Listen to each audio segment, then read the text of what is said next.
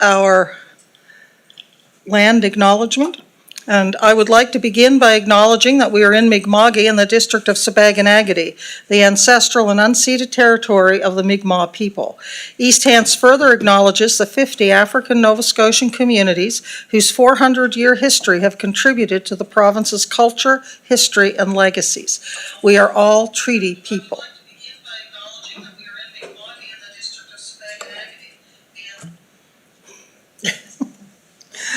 All right, we'll now have a moment of silent contemplation.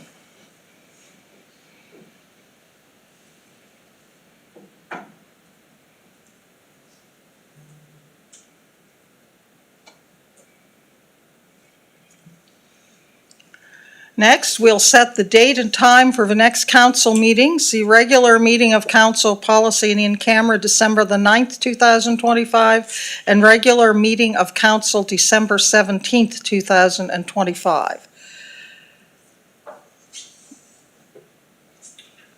I don't think we need a motion for that. I'm just going to declare that that is the date. The approval of or amendments to the agenda. Does anyone have any amendments for the agenda? Seeing none, I will declare the agenda approved. The approval of the minutes of the regular meeting of council for policy and in camera October 21st and 23rd, 2025, and the regular meeting of council October the 29th, 2025. Are there any errors or omissions in the minutes? Seeing none, I declare the minutes approved. Yes, and I will say before we move on that we have had regrets from Councillor Perry. Okay, we have a special item on the agenda this evening. We have a very special guest with us this evening, Mr. Wyatt Sanford. And in recognition of Wyatt's achievements, we will be presenting him with the keys to the municipality.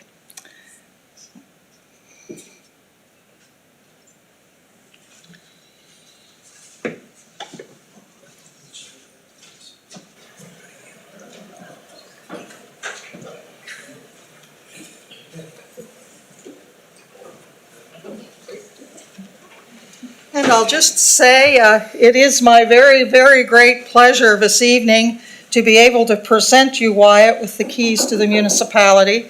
Not that many months ago, I guess it's almost a year or maybe a little more, but there was excitement everywhere in the municipality as we all gathered around TV sets, whether at home or whether in Finlay Park, and watched the Olympics. And we're just so proud of your accomplishments and of the way you represented your community and our larger community. And congratulations on your Olympic medal, and congratulations on representing us so well. We're very, very proud of you and so happy that you decided to come back home and live. So on behalf of the municipality,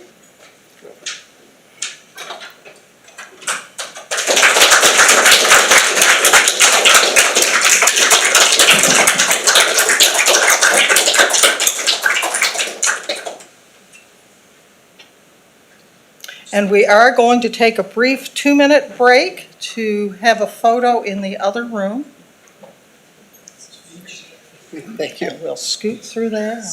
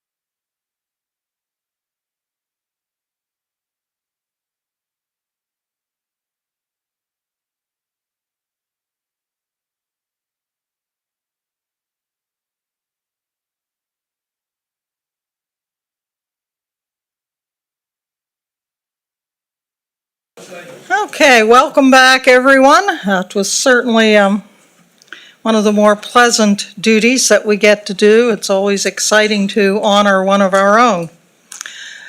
So the next item on our agenda is correspondence for information.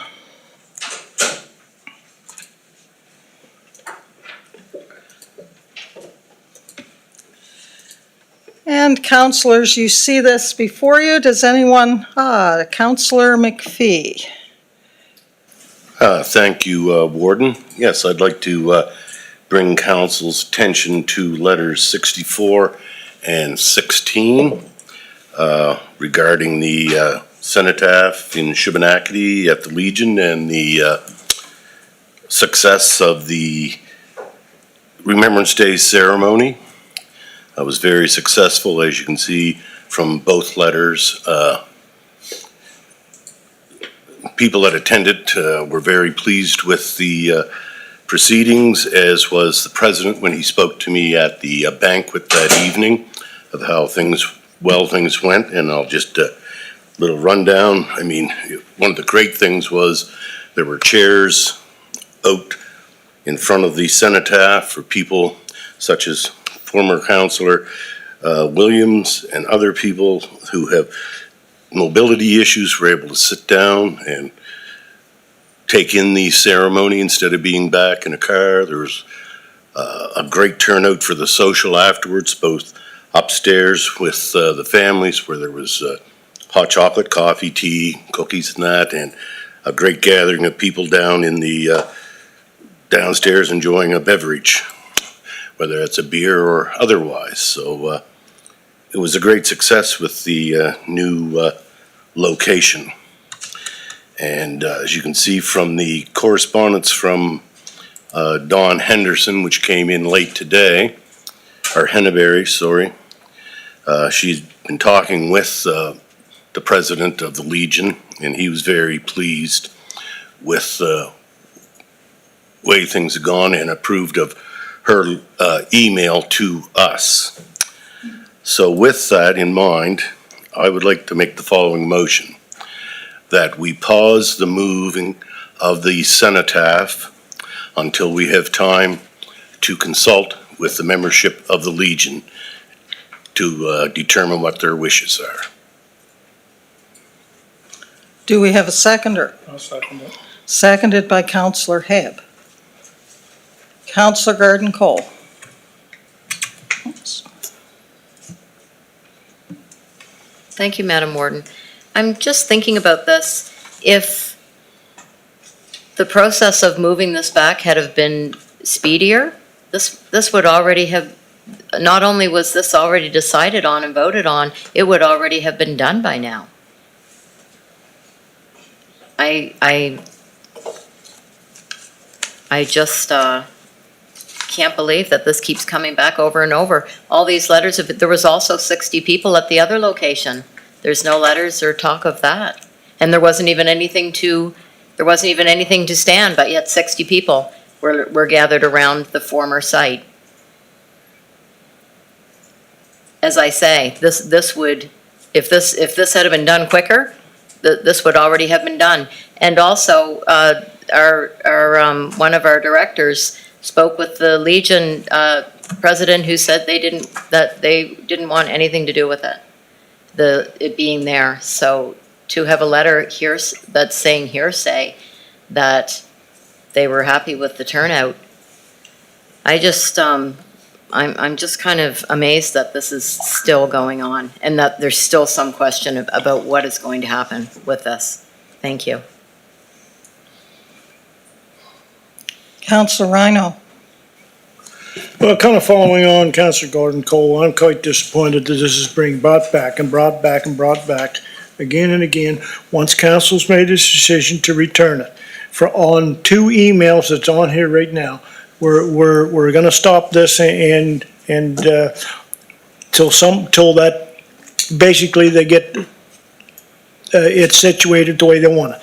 I don't like this. A council motion's been made. It's to be put back. We have a contractor that's going to redo the base. You know, I'm just disappointed that this is this way. Thank you. I would just make the comment that the motion is not to not move it back. I believe that the motion is to consult the public, which we all agreed we neglected at the very beginning, It's or to consult the Legion. Legion. And depending on what we found from the Legion, there might be public consultations. So, Councillor Mitchell. Thank you, Madam Warden. Just a question on where we are in that process of moving it. Have we, contractor, you can just give me an update on the timeline where we are? Through you, Madam Warden, we don't have an absolute date at this point. The contractor has 3 other jobs that are ahead of this one. The plan is still by the end of the calendar year before winter. That's what we had committed to council to attempt to do, and that's what we're still working through.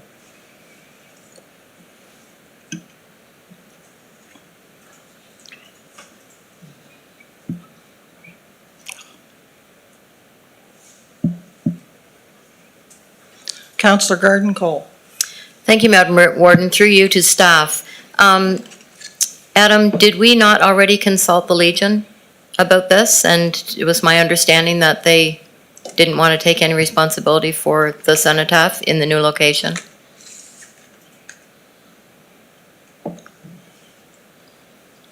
Oops. Or Alana, whoever that might be. I think it was Yep. Adam who Adam? reported it. Yeah, through you, Madam Warden. So when I met with the Legion, it was the specific purpose was to look at establishing a lease with the Legion for the cenotaph when it was moved back to the initial site. So it wasn't around a lease with them. I mean, right now it's on their own site and their own property, so there would be no need to have a lease for that because it's on their property. So the conversation was around a lease with them to maintain it on the site in the core of Shubenacadie. If that clarifies. Okay, thank you.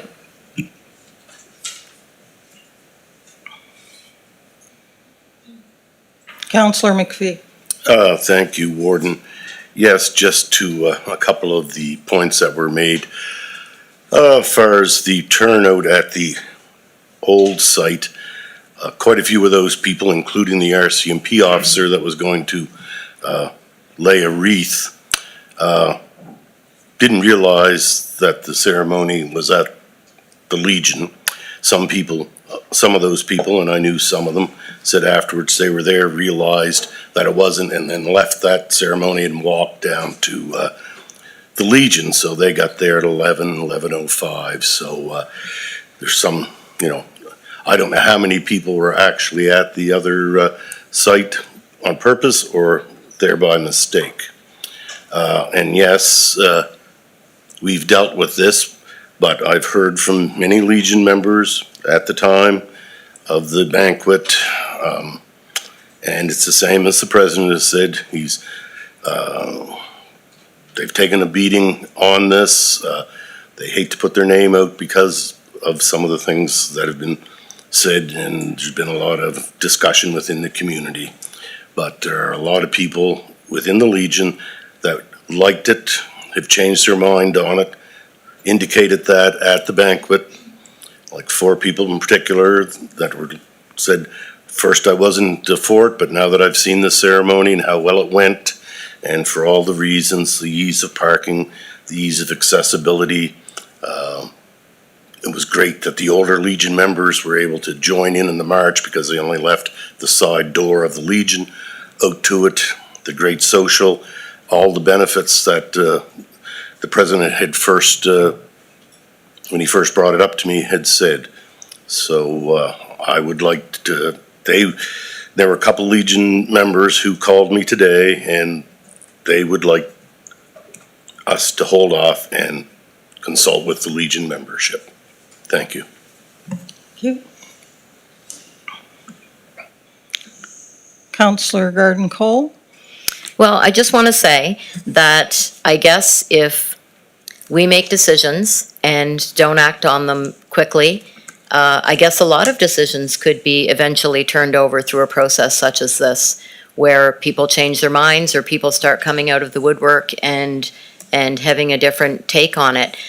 Kind of opening up a bit of a can of worms, if you ask me. But I would like to go on the record as saying that if we consult the Legion about this and ultimately this goes out to the public, the only way to decide this, if this is the road we're going down, will be by a vote for or against with the public of Shubenacadie. And if you thought that the public of Shubenacadie, the residents of Shubenacadie were divided over this, you wait until we have a vote for and against this, and you will see a real division in that community.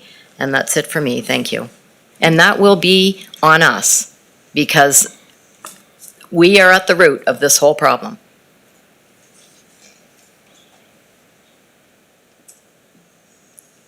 Councillor Mitchell?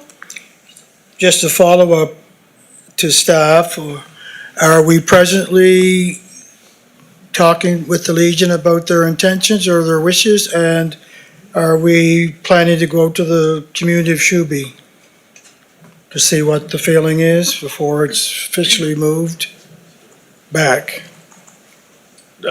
Adam? Through you, Madam Warden, no, we're not talking with the Legion. We have direction from council that we're acting on. Okay, thank you. Councillor Tingley? Through the chair. First of all, to Adam, my understanding is that the president of the Legion had told us in writing that he thought it was best that we move it back.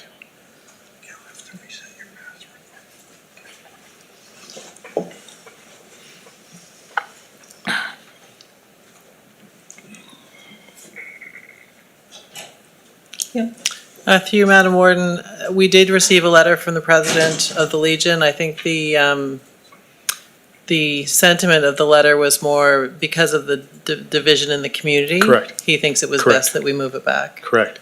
The other thing, I don't think you can draw an inference as to where people went on the day of, on Remembrance Day, because a lot of people are going to, go to wherever the cenotaph is, and some people will go to protest where it is.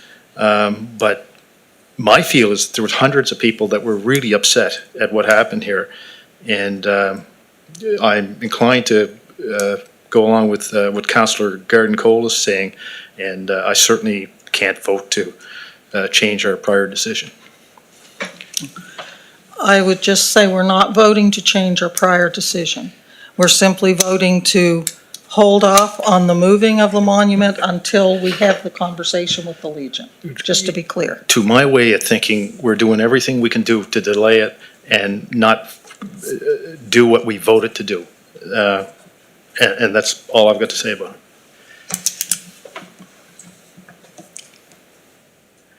Hey, is there any further discussion on the motion? And just to be clear, the motion, through some correspondence and through a motion by Councillor McPhee, the motion is simply to not move the monument until we get consultation with the Legion and find out for certain what it is they would like to do. That's what the motion is. It's not to not move it. It's to talk to the Legion first. Councillor Musa. Thank you, Madam Warden. I just have a question to follow up also on Councillor Garden-Cole, but I don't understand, until now we didn't contract that job yet? We have a contractor. We got the contractor, did we sign a contract with him or no? Yeah. Through you, Madam Warden, we have contracted with him. We have a PO to move the Legion, or to move the cenotaph. Okay, so you don't have to sign a contract or anything to do that job, or just, Well, a purchase order is a contract. so can you cancel it anytime or You can. without penalties? I'm not sure what penalties we would have to do that. It's not been something I've contemplated up to this point. Well, I thought we were gonna try to move it before the Remembrance Day, and if we didn't have a contract yet or something like that, like very secure. I don't understand that, so thank you. Through you, Madam Warden, just for clarity, there was never a commitment to move the monument before Remembrance Day. I was very clear with council when this was being discussed that that was something that likely could not happen before Remembrance Day. There seems to be some thought that there was commitment made to do that. There simply wasn't. We have a contractor who was on tap, off tap, on tap, off tap. So they are on tap to move the cenotaph. We just don't have a date. They have other jobs that are ahead of that. But we have not committed to move it before November 11th. We have said we will try and move it before the winter, so it gets moved before the snow falls. I just want everyone to be clear of what commitments have been made. We're not trying to delay this. There has been no stalling. We take direction from council, and that's exactly what we've done through this entire process. Councillor Rhino. To clarify, after that meeting, which council voted to return the cenotaph to its original location, I asked that it be moved at all, if at all possible, by November the 11th. Staff informed me that they would do their best, but there was no guarantee, and that's how that went down, exactly how that went down. Now, to keep kicking this can down the road after decision was made to rectify it, it just seems like it will stir the waters, and there will be nothing but controversy again in Shubenacadie, and I don't know why anybody wants to go through that again. We were going to right a wrong that should never have been done in the first place. So, anyway, if you want controversy, you could very well get it after this motion. Thank you. All right, seeing no one left to speak. Last chance, folks. We will go to the vote.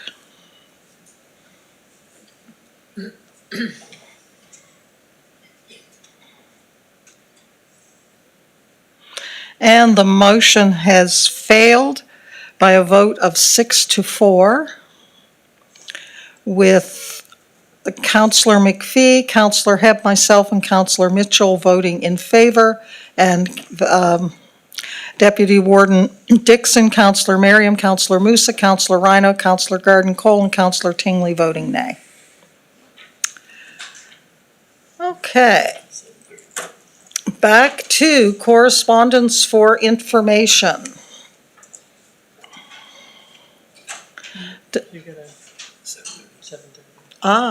We have reached the hour of 7:30. And we do have a public hearing on the docket scheduled for 7:30.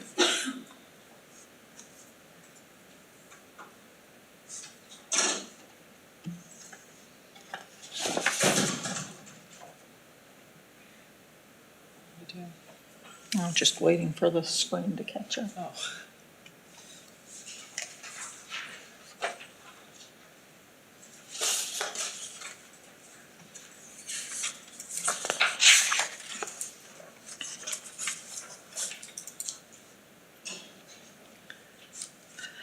Okay, everyone. Councilors, this evening we have 3 items on the public hearing agenda. The purpose of this hearing is for council to hear input from the public prior to making a decision on the proposals. To the members of the public who have chosen to participate this evening, welcome. Please note that council's procedural policy requires that you not cheer, boo, clap, or otherwise disrupt this hearing. Everyone that wishes will have an opportunity to be heard. Tonight, council may approve, reject, or defer its decision to a later date. Council approval is required for the proposals to proceed. I will now ask the municipal clerk to outline when the public hearing advertisements were published. Madam Warden, a public hearing notice appeared in the November 12th, 2025 and November 19th, 2025 editions of the Chronicle Herald. The notices described the proposals, gave the date and time of this public hearing, and indicated the staff reports were available to the public. Councilors, the first public hearing item this evening is for a proposal to amend the East Hants official community plan based on the results of the Lance Secondary Planning Strategy. I would now ask the Chair of the Planning Advisory Committee to present his report.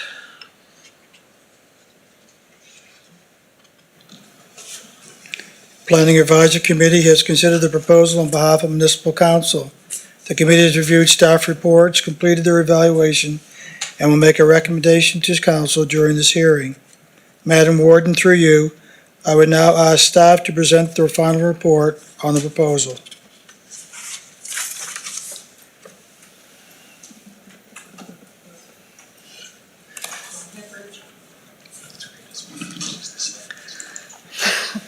I was forgetting the screen wasn't working. Sorry, just give me 1 second. I'm just going to bring the presentation up.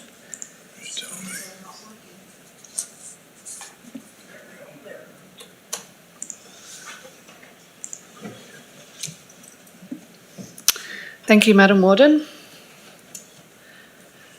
So the secondary planning strategy area is outlined in red on the two maps. You can see the aerial photography. And on the right-hand side is the zoning map that shows the land is zoned rural use, and there is some high-risk floodplain zoning, which is this blue colour, which is alongside the 9 Mile River. So FBM and NGLO began work on the strategy in April 2024, and the final strategy was submitted in July 2025. And the consultants presented to Planning Advisory Committee in September of this year, and they handed over the final strategy and provided an opportunity for any concerns or comments to be raised. To move the work of the secondary planning strategy forward, the next step is to implement amendments to the strategy and land use bylaw, and the staff report outlines amendments which are proposed at this time. So the land secondary planning project was included in the Housing Accelerator Funding Program, and there were 3 milestones to this project, and the first 2 have been completed, and the third milestone is implementation of the recommendations from the secondary planning strategy, and the deadline for this milestone is December 22nd this year. So included within the secondary planning strategy are recommended amendments to the official community plan, but those amendments are fairly comprehensive and detailed and were created following input from council, municipal staff and various departments, the public and landowners within the study area. And the final draft of the recommended official community plan amendments have not been fully reviewed by council, the public or landowners. So planning staff are recommending that the full package of amendments be added in the upcoming plan review, which will give Planning Advisory Committee, Council, the public and landowners time to fully review those proposed policy changes. And that plan review project is scheduled to begin in January 2026. This is a similar approach to the Mount Uniacke secondary planning strategy. So the proposed amendments, the first proposed amendment is to redesignate and rezone the subject properties, which again is outlined here in red, as Lance Comprehensive Development District. And the floodplain zoning, the blue colour will be retained as is, so that won't be rezoned to Lance Comprehensive Development District. And the second part of the amendments is amendments to the municipal planning strategy, and there are a number of policy statements. And the first one is just regarding the designation of the land, as already mentioned. The second policy statement is regards to the zoning, and it's to retain existing development opportunities at the rural use zone until such a time that new policies for the area are developed. And the reason for this is so that the land rights of the property owners aren't taken away at this point, where we're kind of in between these proposed amendments and the full package of amendments. The third policy statement is just to outline that the full package of amendments will be reviewed in the next full review of the municipal planning strategy. And then the next policy strategy UD 49 is regards to the transportation network plan. And then the final one is identifying constraints to the future developments of the Lance Comprehensive Development District, and just noting that these will need to be investigated prior to future development of the land. And they include the need for a new vehicle bridge crossing the 9 Mile River, connecting the lands to Highway 214, and the need for a comprehensive infrastructure master plan. And the third package of set of amendments is with regards to the land use bylaw, and this goes back to protecting the development rights of the current landowners. So although that land, if approved, will be designated and zoned as Lands Comprehensive Development District, this regulation does allow for landowners within that area to develop as per the rural use zone, which is the zone that currently is on the properties. So on October the 7th, there was a public information meeting held here. The meeting was well attended, and there was approximately 45 people in attendance, and they included landowners, local residents, councillors. Planning staff presented information regarding the proposed amendments, and then attendees were invited to ask questions. And the questions mostly focused on the final secretary planning strategy document and not specifically regarding the amendments that are being considered at this time. Questions were asked and concerns raised regarding the impact of drinking water supplies in the nearby unserviced areas, current capacity of the municipal wastewater and water infrastructure, identification of wetlands on the subject properties, potential impact and increase in flooding. And the notes from those meetings have been prepared, and they provide a full details of all the comments and concerns that were raised that night. A letter regarding the public hearing was sent to property owners within the secondary planning strategy. And following the completion of the land secondary planning strategy, staff are recommending initial amendments be made to the municipal planning strategy, and therefore recommending second reading and approval be given. And you can see here on the flow chart the steps that we've been through to get to tonight's public hearing. And that's my presentation. Thank you, Madam Warden. Thank you, Rachel. Does any member of council have any questions for staff?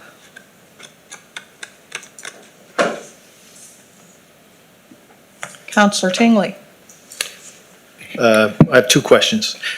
Through the chair, you mentioned that a comprehensive infrastructure master plan is required before any development occurs in this area.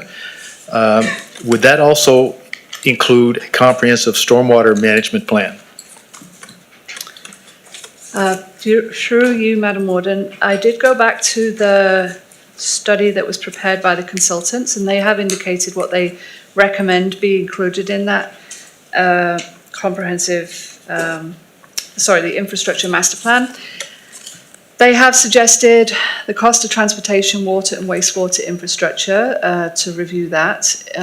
That's required to service the secondary planning strategy area. Appropriate infrastructure charges to be collected through capital cost contribution, and the location of proposed water and wastewater transmission mains, major stormwater infrastructure, and the major transportation infrastructure elements necessary to enable development. That study hasn't been scoped out yet, so I guess there's potential to add additional things in there that might need to be looked at with regards to infrastructure in that area.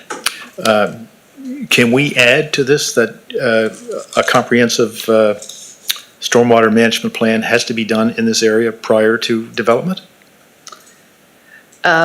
Through you, Madam Warden, we can certainly add add elements to the master plan for the to be looked at before development occurs. But just, I guess, for your information, when a development agreement comes forward, we would usually ask for a stormwater master plan as part of that specific development. And then when they get down to the subdivision stage, they would get to more detailed engineered design stormwater. So for each development, there will be a requirement for stormwater information at that point as well. But I don't know if the Director of Infrastructure and Operations has any thoughts on, that's a necessary addition to the infrastructure master plan. I'm just wondering if tonight those are details that are not involved in the approval tonight. Am I correct?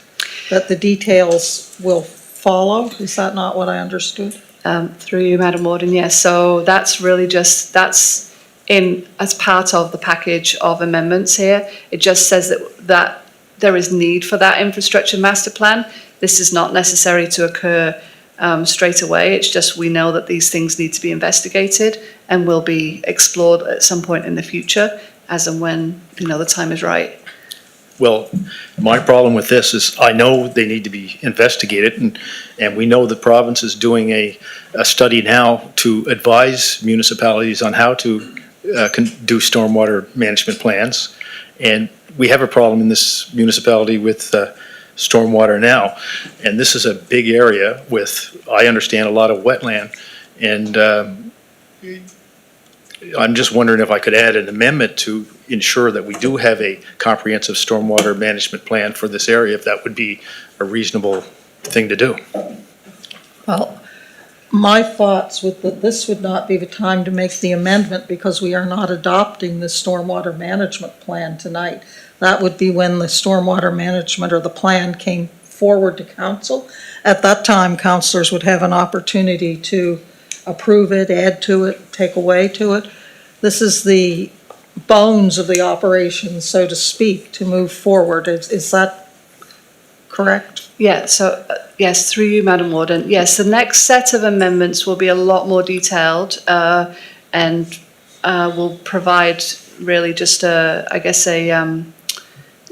lot more direction and guidance on how the land will be developed. So those policies will get into a lot more detail as to what would be expected with applications, what we need to investigate further. As the warden mentioned, this is just the kind of the bare bones of it, and then this will be looked at in a lot more detail when it comes to the plan review. So there's another opportunity to kind of delve into it in a little bit more. Is there any downside to saying that we will have a comprehensive stormwater management plan? Counselor, I'm just waiting because the director wishes to weigh in on this too, so I'd like to hear what he has to say. Go ahead, John. Thank you, Madam Warden. Well, one of the issues would be we're at second reading, so you really can't change the policy that's already been given first reading. And I would also say, to sort of pick up on what Rachel was saying, that before a study like this goes ahead, we'll be back to council to show you what the content of that study will be, in addition to more detailed policies coming through the plan review. So you will get more kicks at the can here in terms of what is encompassed in that infrastructure study. So we would have an opportunity to add a comprehensive stormwater management plan at a later date? I think that would, yes, when we talk about the scope of that study, that would be the opportunity to do that. Okay, that's satisfying.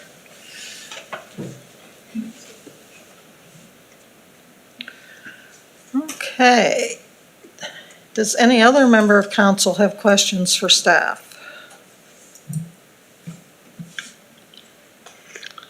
I will now open the floor for comments and questions. If you are viewing the YouTube live stream, you may use the YouTube chat feature, which is being monitored. First, does anyone attending in person have any questions or comments?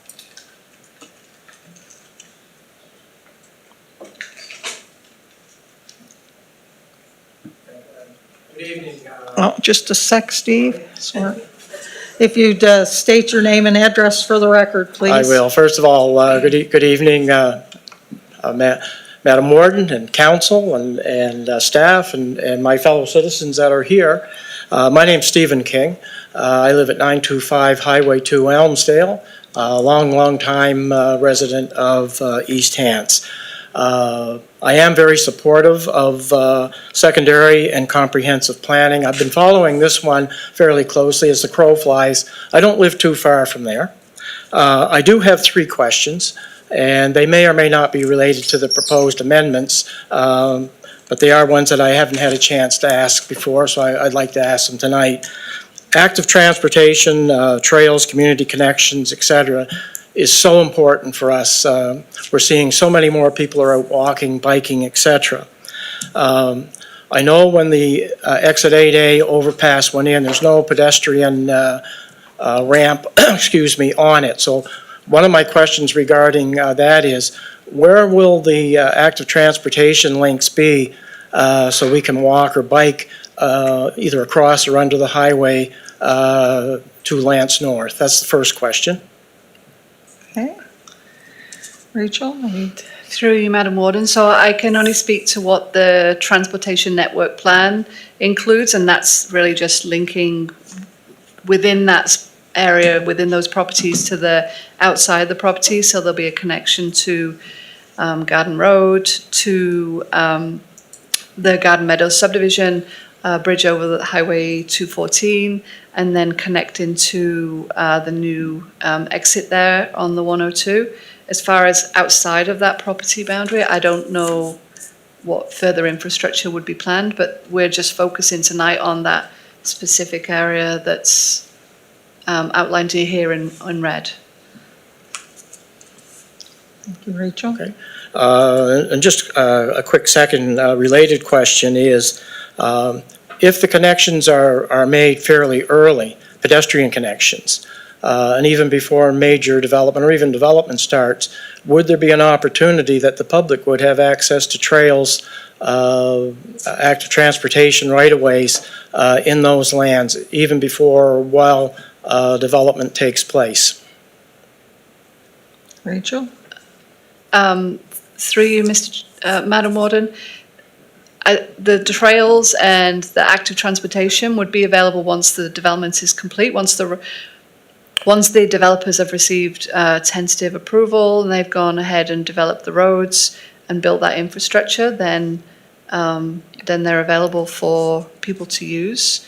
But before that point, I mean, it would be down to the landowner as to whether they wanted to allow someone to walk over their property. But really, you would have to have the development built out, and then those trails and bicycle lanes and roads would all be available for the public. They will be public roads and public AT trails, and there is quite a comprehensive network of those through the secondary plan and strategy area. So you will see as and when if this development occurs and gets built out, there will be a lot of opportunities to cycle, walk within the area and to link to the outside the area. Okay, thank you. Second question, pretty direct question. Who will be paying for the municipal services to be extended under Highway 102? And very specifically, will it be many of us longtime local taxpayers? Through you, Madam Warden. So that's one of the things that the Infrastructure Master Plan will look at. It will investigate the cost of, as I mentioned earlier, transportation, water, wastewater infrastructure that's required to service the secondary planning strategy area. And as part of that, it will identify those costs and then how, how those things are paid for. And I guess that will then, I guess that answers your question. So that infrastructure master plan will actually delve into those details in a lot more detail, so that we'll have an understanding of how those costs are spread around. But there is, for each new unit, there'll also be infrastructure charges, and they pay for improvements off the site, so upgrades to whatever needs to happen to allow for development to occur. So those infrastructure charges have been charged for many years, and they will be in this area as well. If I may, Madam Chair, would it be safe to say then the infrastructure charges and the money that's accumulated would cover the cost of bringing those services under the highway? Through you, Madam Warden, we just don't know at this point. We don't know what the costs are, and we don't know how those costs will be paid for. That's what will be included within the infrastructure master plan. Okay. Third one has to do with municipal water, and I know many of us have raised it at various public hearings and whatnot on the vulnerability of our source water. This summer is case in point, and unfortunately I think we're only seeing the tip of the iceberg of climate change impacts. My question specifically is, I know that there's thousands of units that have been approved throughout East Hants, predominantly in Elmsdale, Lance, Enfield, etc. But my understanding is, but that doesn't mean that a building permit has been issued for each one. if we reach a case that we have to put a moratorium or whatever on our water supply, what happens to those developments? Is the municipality liable in any way, contractually or whatever, that we're unable to supply water to some of those developments? Through you, Madam Warden, that's not a question I'm able to answer. I don't know if one of the directors or the CAO is able to answer that. Through you, Madam Warden, the municipality has protocols in place to ensure that we don't give approval for developments that we don't have water for, so that's not something that we should run into. We're not going to approve a development that we don't have enough capacity for. Okay. So in the future, even though there could, and I'll sum this up really quickly, even though we could have thousands of, approved residential units, it doesn't necessarily mean that if we have an infrastructure shortfall, that they could be held in abeyance then?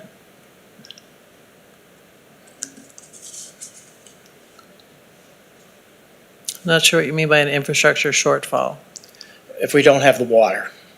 Well, we wouldn't approve units without ensuring that we had water capacity to provide them. Before, okay. I'm good, thank you.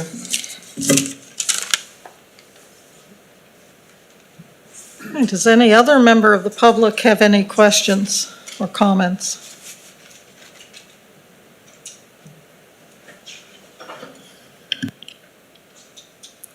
Seeing none, I would ask if any member of the public has any questions or comments through the live chat on the YouTube stream.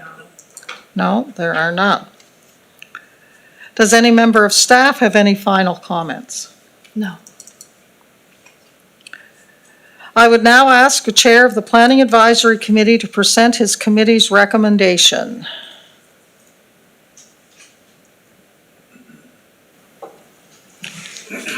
Planning Advisory Committee recommends that the council give second reading and approve the amendments to the municipal planning strategy and land use bylaw relating to the land secondary planning strategy. As chair of PAC, I so move. Seconded by Councillor Merriam. Are there any final questions or comments from municipal councillors? Seeing none, we'll go to the vote.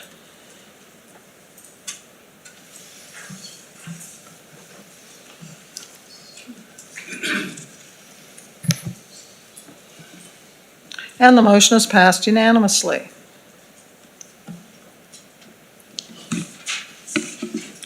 Councillors, the second public hearing from this evening is a proposal from RYC Property Limited for mapping amendments to the East Hants official community plan. I would now ask the chair of the Planning Advisory Committee to present his report. Planning Advisory Committee has considered the proposal on behalf of Municipal Council. The committee has reviewed staff reports, completed their evaluation, and will make a recommendation to council during this hearing. Madam Warden, through you, I would now ask staff to present their final report on the proposal. Thank you, Madam Warden. The applicant is RYC Property Limited. The property under application is located at the end of Havenwood Drive, and there's two portions of that property. We have the eastern portion, which is 1.4 hectares, and the western portion, which is 1 hectare in size. The proposal is, for the eastern portion, is to change the land use designation from established residential neighborhood, ER, to medium density residential neighborhood, MR, and to rezone the same from townhouse unit, from 2 dwelling unit residential R2 to the townhouse R2T zone. And for the western portion up here, the proposal is to change the designation from rural use RU to established residential neighborhood ER, and to rezone the same land from rural use RU to 2 dwelling unit residential zone. The application includes a request to allow for the development of 4 on-street townhouse buildings for a total of 24 dwelling units on the eastern portion of the property. Although the applicant is proposing 24 on-street townhouse units, the applicant could also potentially construct stacked townhouses, a small multiplex, or a combination of the above. They could also do semi-detached. The number of proposed townhouse units may be able to be increased depending on the size of the units being constructed. So again, it really depends on the size. The proposal is to rezone the western portion of land from rural use is due to a retracement plan for the western portion of land, extending the property. That retracement plan extended the property by approximately 100 meters west to accommodate 10 semi-detached units for a total of 20 dwelling units. So this is a concept plan submitted by the applicant, and here we've just highlighted the western portion, which is where the retracement plan came and extended that property. And so that's what's proposed to go to R2. And then on the eastern portion, this is the proposed area to be zoned to townhouse R2T. And here is a stormwater management pond just shown on the plan as well. We have a satellite image of the subject land, and we show the eastern portion and the western portion of lands. And then this is just a image of the subject property and of Havenwood Drive. And again, this is the proposed mapping amendments, just showing the two areas and the new proposed land use designation and zone. The existing portion of Havenwood Drive is a public gravel road owned by the province, and under the requirements of the subdivision bylaw regulations, the proposed road extension will be municipally owned paved road with a sidewalk. Policy analysis. Policy RD29 of the Municipal Planning Strategy is a policy that guides council in evaluating proposals to establish new medium-density residential neighborhood MR designation areas. The policy review has been completed and is attached to the staff report. Policy IM11 permits council to consider private applications to amend the municipal planning strategy where the proposed amendments are in the best interest of the municipality. And provision 10.16 of the subdivision bylaw establishes that no more than 100 lots shall be serviced by single road access. So currently there's 25 lots. The rezoning that was done in 2024 allowed for 47 additional lots. The current proposal changes that 47 to 41 semi-detached lots and 4 townhouse unit lots. In total, there'll be approximately 70 lots and 142 dwelling units. So some of those semi-detached or townhouse units could potentially be subdivided so that each unit could be sold separately. And any decision by council regarding this application is not appealable to the Nova Scotia Regulatory and Appeals Board. A public information meeting was held on July 14th about the application, and those notes have been included in the staff report. A questionnaire was also mailed to property owners and residents within 300 meters of the subject property, and a total of 75 questionnaires were mailed and 3 responses were received. And the results have been provided to council for their review. In conclusion, planning staff have completed the review of the proposed application and believe the applicant has satisfied the intent of the relevant policies, including but not limited to policy RD29 and policy IM11, and we're just at the public hearing tonight. Thank you, Madam Warden. Thank you. Does any member of council have questions for staff?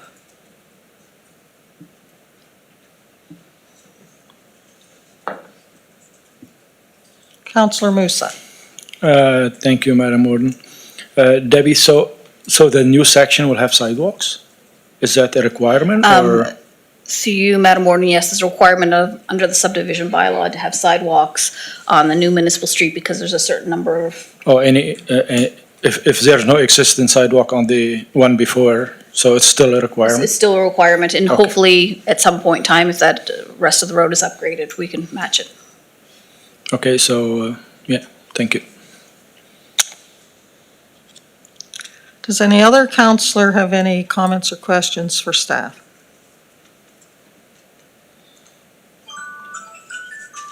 Seeing none, I would now ask if the applicant has any comments or would like to make a presentation.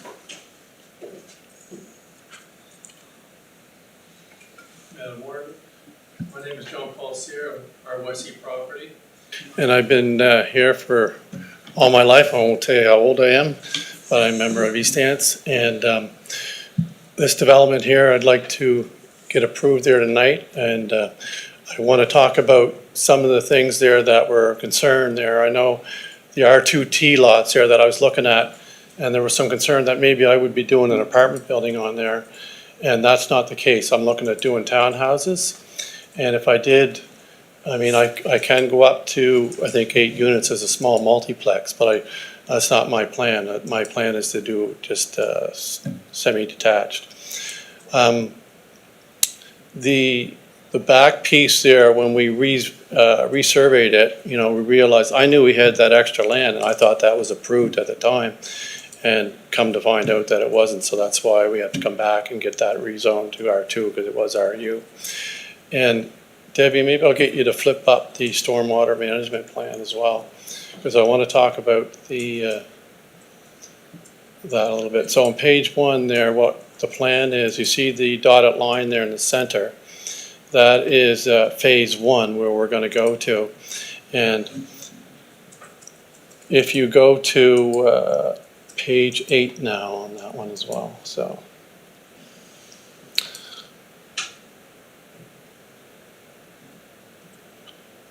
There it is, yeah. So on page 8 there's lots 13, 14, and 15. There could be 3 or 4, 5 lots, up to 5 lots that I'm gonna lose because there's a, sort of like a gorge there, a gully, and we're gonna keep that natural. And I mean, we show lots there, so we show actually properties there, but in real, being real, it's not gonna happen because of that gorge there, right? So we're just gonna put the road right across there.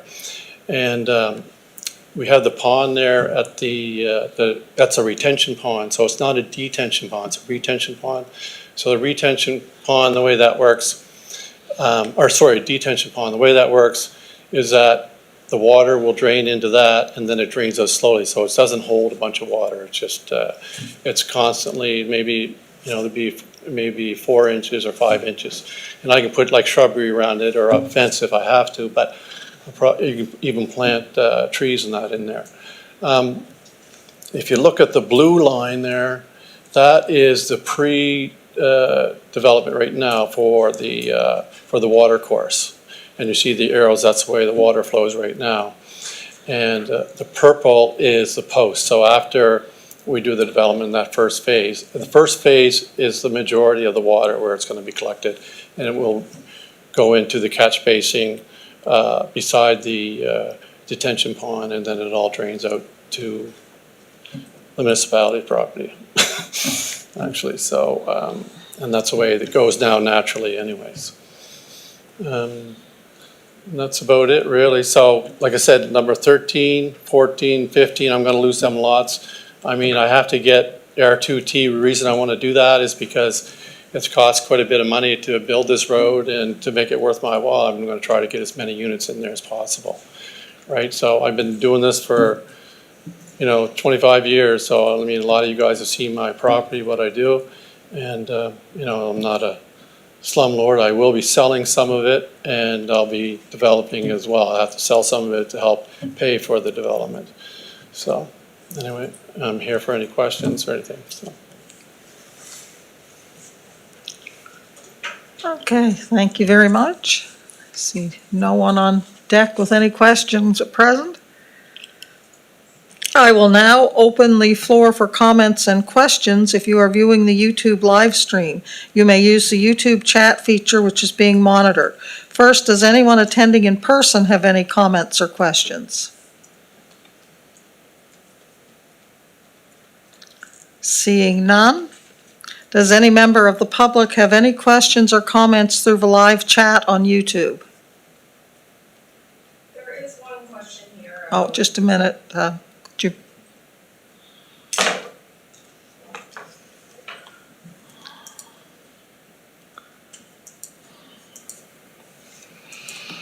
We do have one question that reads, where will the water come from?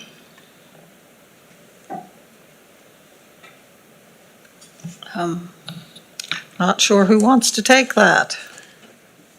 Yeah, through Madam Chair, the water come from, so the water will come from the development itself, because once you build roads and bring in hard surfaces, you're going to have to put in a stormwater system in order to deal with that. And as part of the subdivision regulations and as part of the site plan approval for the townhouse units, both of those will require stormwater management plans. So for the subdivision, we'll look at the entire subdivision and look at the stormwater pond. And then for the... I think there is some drinking water. Oh, the drinking water? Okay, I apologize. Where the drinking, it will come from the Shubenacadie system, water system. Which was just a water. Well, the water utility, yeah. Yeah, the Shubenacadie water system was just upgraded, which is why we now are able to do more development in the Shubenacadie area. Yeah, I apologize, I didn't realize. Okay, Jesse. Through you, Madam Warden, just to talk to overall water capacity Shubenacadie, it was the wastewater system that was the constraint for development in Shubenacadie and a major upgrade. The water treatment plant in Shubenacadie has been at half approval capacity for over a decade. So this development's come in, it's been reviewed by the team, there's capacity allocation available, that's not an issue, and that was reviewed already by technical staff. Thank you. My apologies, it was the wastewater system that was upgraded to allow this. Okay, any further questions? Okay, oops, go ahead. The next question is, will that not be a drain on the system? What about water shortage or drought? To you, Madam Warden, I'll let Jesse answer that. I don't think there's any issues with the Shubenacadie system, but. Go ahead, Jesse. Through you, Madam Warden, so the Shubenacadie water treatment and overall watershed comes from an aquifer versus groundwater source. It is very much less susceptible to drought conditions. Its recharge is underground. It draws from an underground aquifer that was a formation from a glacier a very long time ago. So we saw through the drought that was challenging in the regional system, which supports Enfield, Elmsdale, and Lance. We were watching river levels and recharge levels. There was no deviation in well recharge in Shubenacadie during that entire event. So it's a much more protected system from drought conditions. So the capacity is about well yield, and that's monitored, and we didn't see concerning deviations during the entire drought conditions that went across Nova Scotia for Shubenacadie. Thank you. Any further questions? No further questions on YouTube? Okay. My apologies, I've lost my place in the script now.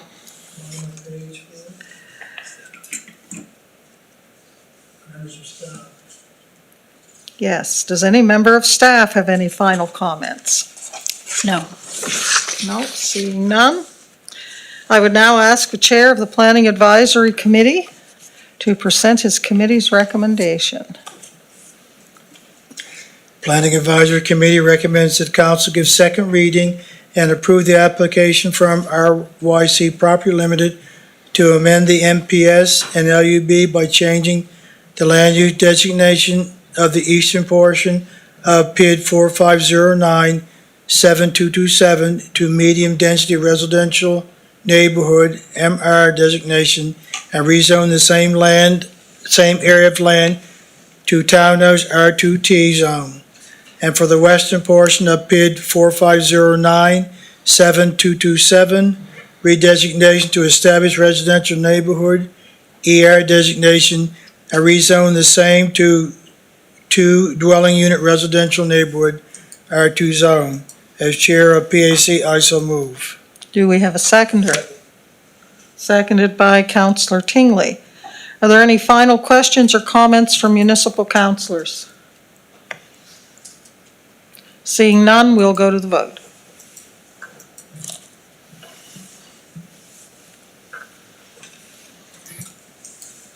And the motion is passed unanimously. Okay, councillors, the third public hearing item this evening is a proposal by Magnolia Continuing Care Holdings Limited to amend an existing development agreement. I would now ask the Chair of the Planning Advisory Committee to present his report. Planning Advisory Committee has considered the proposal on behalf of Municipal Council. The committee has reviewed staff's report, completed their evaluation, and will make a recommendation to council during this hearing. Madam Warden, through you, I would now ask staff to present their final report on the proposal.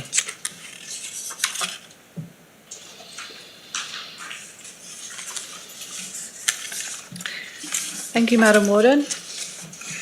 So in September 2008, Council approved a development agreement for an existing nursing home, or for the existing nursing home, and also a 5-story assisted living facility containing 50 units. Well, the nursing home has been constructed, is now known as the Magnolia, but the assisted living facility was not constructed. And then back in 2023, Council approved a new development agreement for a 4-story, 70-unit assisted living facility, and the agreement was signed and entered into in March of last year. A new application has been submitted on behalf of Magnolia Continuing Care Holdings Limited to amend the existing development agreement to change the number of units from 70 to 76. So the property is located at 410 Highway 2 Enfield, and you can see it on the zoning map there. It's outlined in red, and this piece of land here is where the existing Magnolia Long-Term Care Facility is. You can also see it in a bit more detail here on the aerial photography. Surrounding the site is residential zone land, R2 zone land, and then there's some R1 zone land, which R1 is single unit dwelling and R2 is 2-unit dwelling.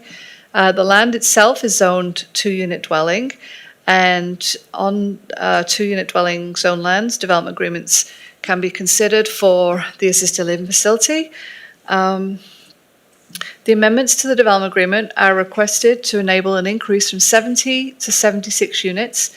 In addition to the increase in unit number, additional amendments include expansion of the ground floor area of the building by 5.4%, which will include some common uses, changes to the parking lot layout and an increase in parking area, and changes to the external elevation design, such as the canopy at the front doors. The above 3 bulleted items, or the bulleted items that I just mentioned, they can be dealt with as unsubstantial amendments, but as the application includes an increase in the number of units, a substantial amendment to the development agreement is required. So this is the approved site plan that we have on the screen here, and I'm just going to, if you can see my cursor, I'm just going to highlight where the assisted living facility building was approved for.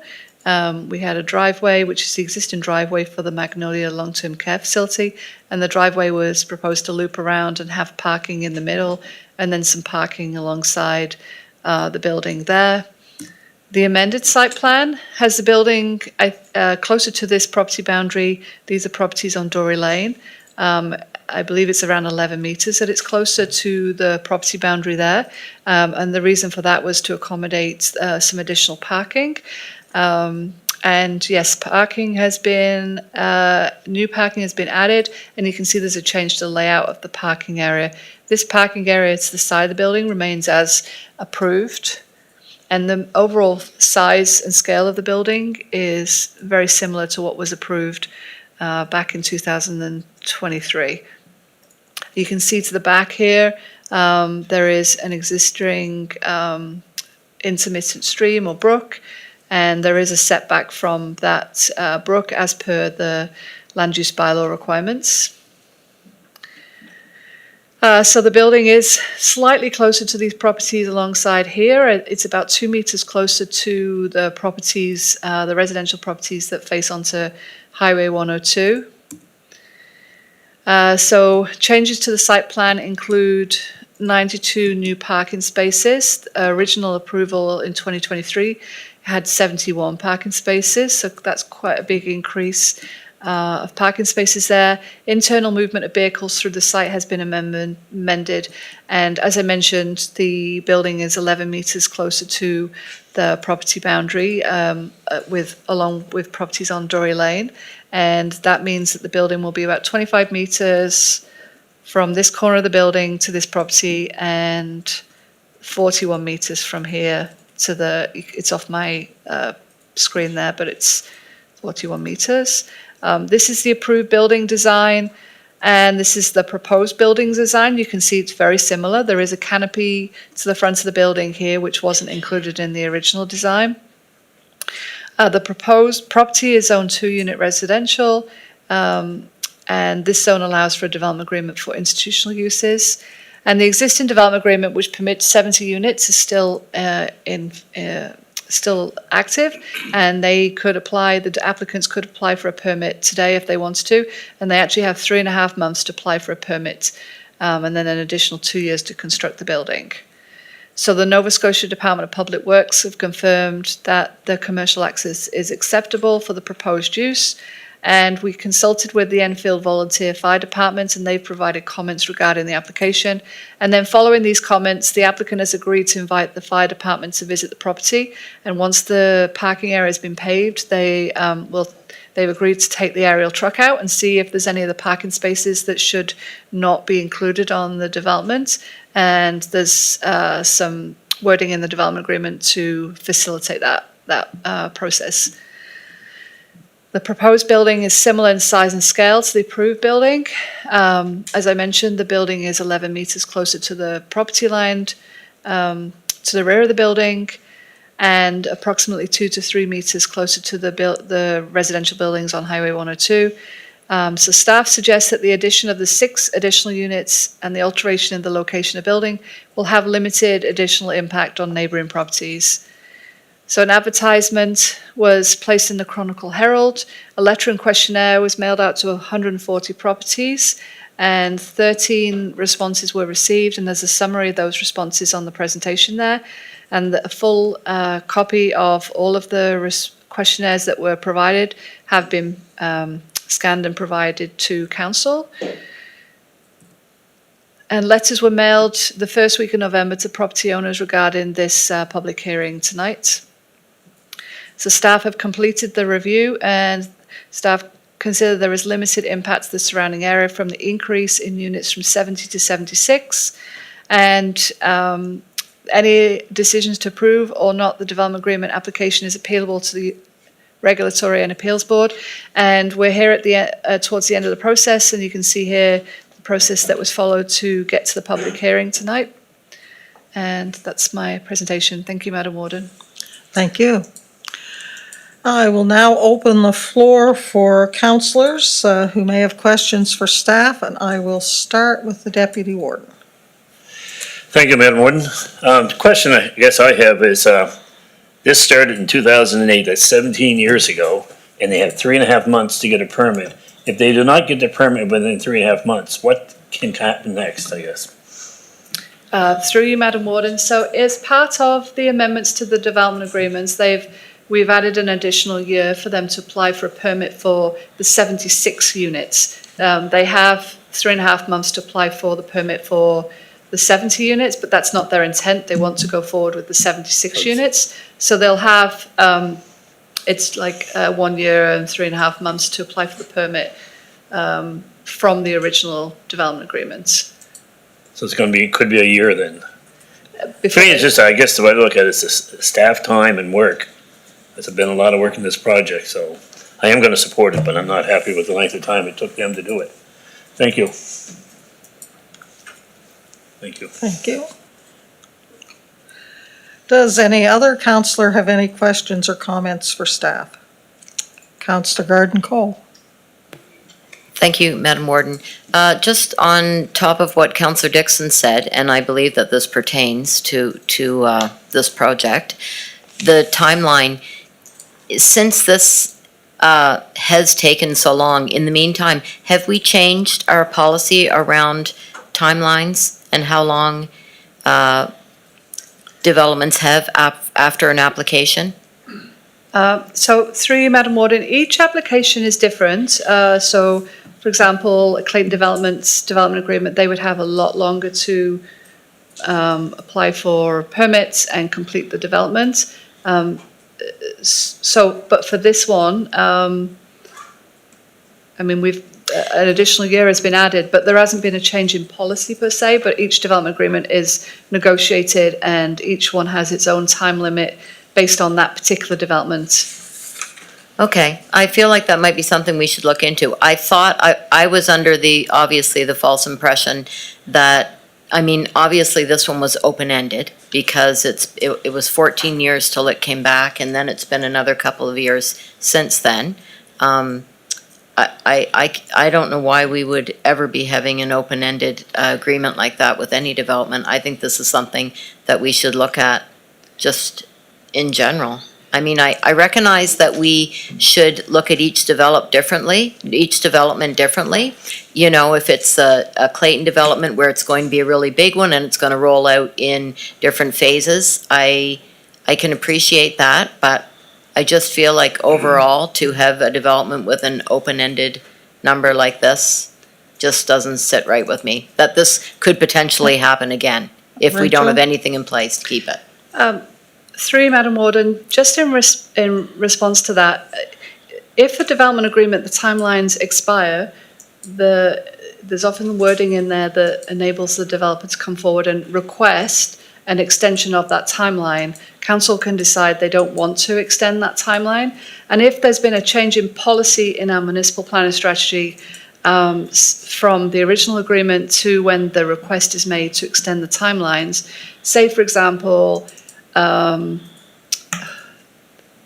there's a new zone that's on the next door property that has some policies in place to protect that property, and I'm just speaking hypothetically here. If there's a fairly big change to the policy of that site or the surrounding area, council could decide that actually enough has changed here that we don't want to renew this development agreement. So it's not a given right that a developer can hold that development agreements open and just develop and apply, and council will give approval for that extension. That's really down to council to decide if there's enough change to have happened in the planning policies, and if they feel like it's a reasonable request to extend that timeline. Of course, that is appealable to the Regulatory and Appeals Board, but there is the ability for council to say no if they feel that that is a reasonable request based on the policies and the municipal plan strategy and the MJ and things like that. Yeah, okay, well, I can see what you're saying, but I still feel the same way about it. Thank you.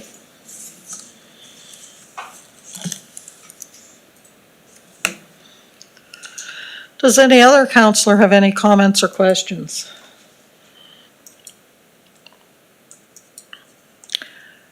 Seeing none, I would ask if the applicant has any comments or would like to make a presentation.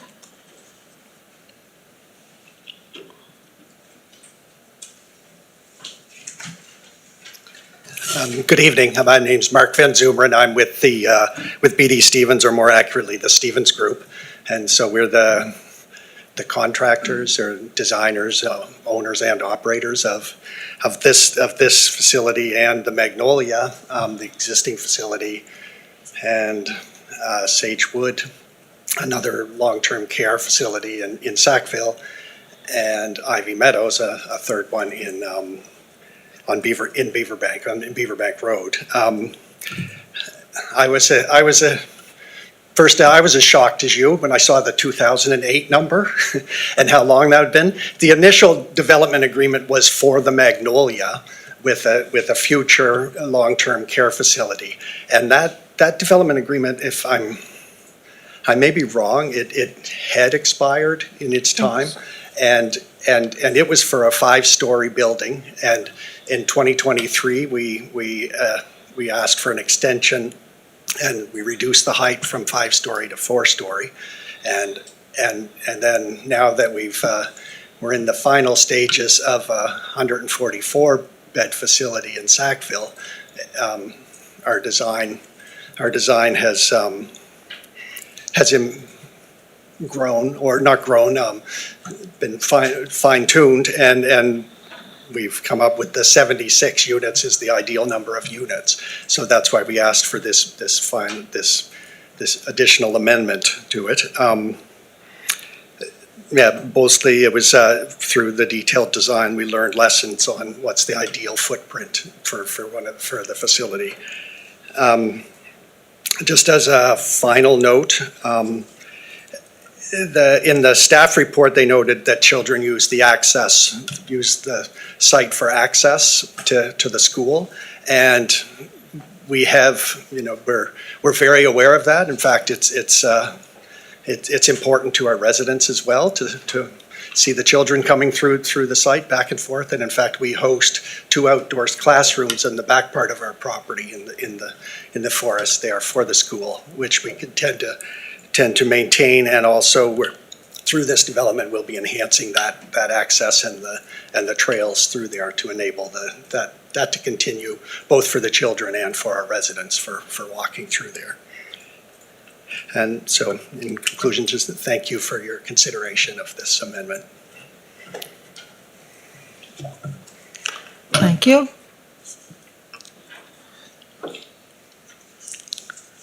I will now open the floor for comments and questions. If you are viewing the YouTube live stream, you may use the YouTube chat feature, which is being monitored. First, does anyone attending in person have any questions or comments?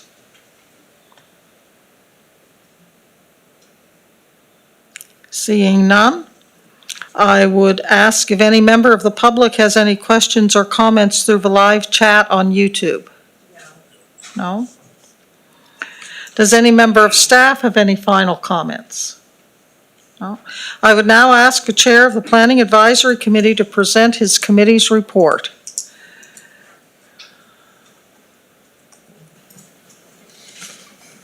Planning Advisory Committee recommends to council that council give final consideration and approve amendments to the existing Magnolia Continuing Care Holdings Development Agreement for an assisted living facility at 410 Highway 2 Enfield. As chair of PAC, I so move.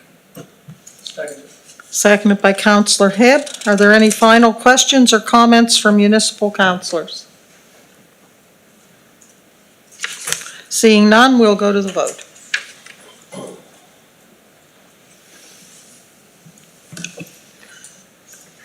And the motion is passed unanimously. That concludes tonight's public hearings, and I would thank everyone for attending.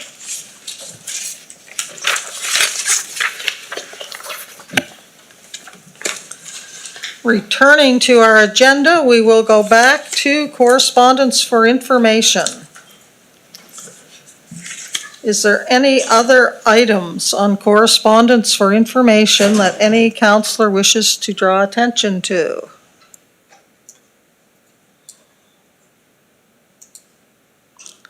Seeing none, Councillor Mitchell. Yes, item number 5, the letter from Public Health in response to East Hants housing strategy. Just a question through you to staff that we're continuing to talk to Public Health as we move forward on this project.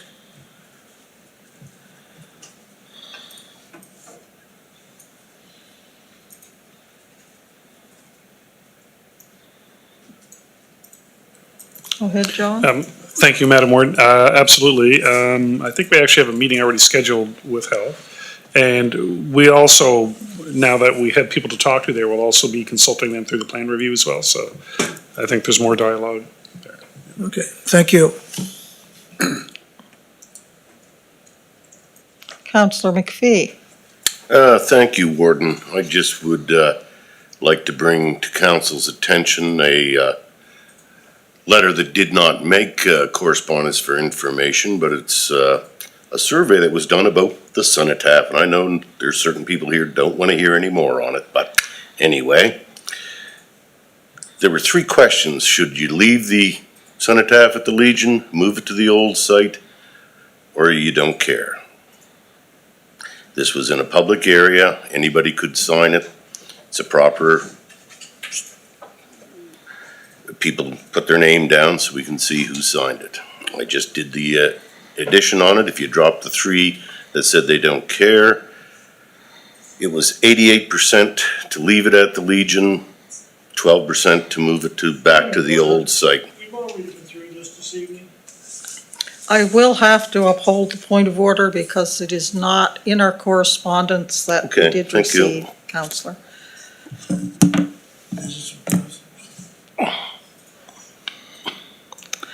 Does any other counselor have anything under correspondence for information to bring forward?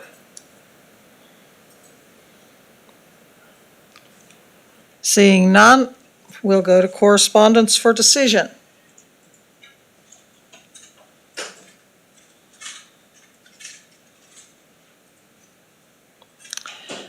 And the first, so we'll go to item 41, an individual approved the municipality or approached the municipality to assist with a financial donation to the Uniac Wish Givers.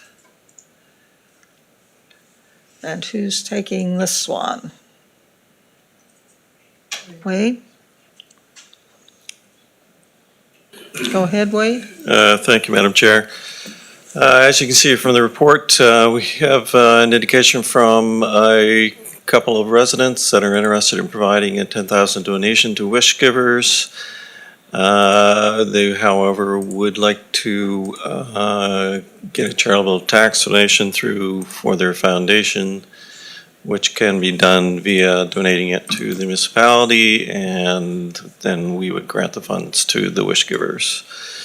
And the options for council to consider this is to, as listed, approve the creation of a Uniac Wish Givers Donation Fund, and that annually a grant be provided to Uniac Wish Givers in the amount of the funds collected from the outside parties. And that, by creating that, we wouldn't have to go through this every time that they might donate funds to Wish Givers. The report goes on to provide various information about the council policy on this. At the end of the day, there's two options, however, to consider for council: proceed or not. Thank you, Wade. Councillor Merriam. Thank you, Madam Chair. Oh, sorry. Thank you, Madam Warden. A question about the conduit policy in relation to this request, and through the warden, perhaps to staff, just to get some elaboration on that point, please. It just sounded almost like this is contravening the conduit policy. Just a heads up. I guess seems kind of like a straightforward request. So can you just elaborate on why this is an issue? I just don't understand.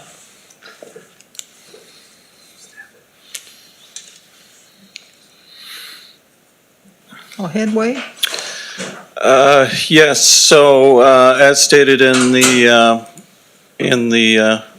policy, let's see, it's section 4.1 of the policy. It says the municipality cannot facilitate a conduit relationship between donors and organization which is independent of the municipality.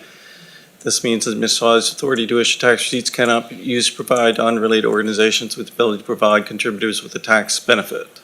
So that is part of our policy, and it's been there for quite a while. As referenced, so we have done this type of issue before for other organizations. Forget the name of the entity. We did it last year in 2024. Yeah, it's been the Lions Club previously, but there's been one or two other entities in the past.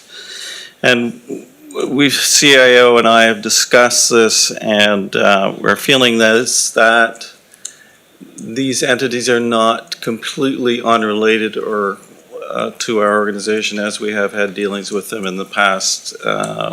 We grant them funds. They do work on behalf of the municipality. They are in alignment with the municipality's strategic plan, if you wish. And perhaps the CIO may want to add to that or not.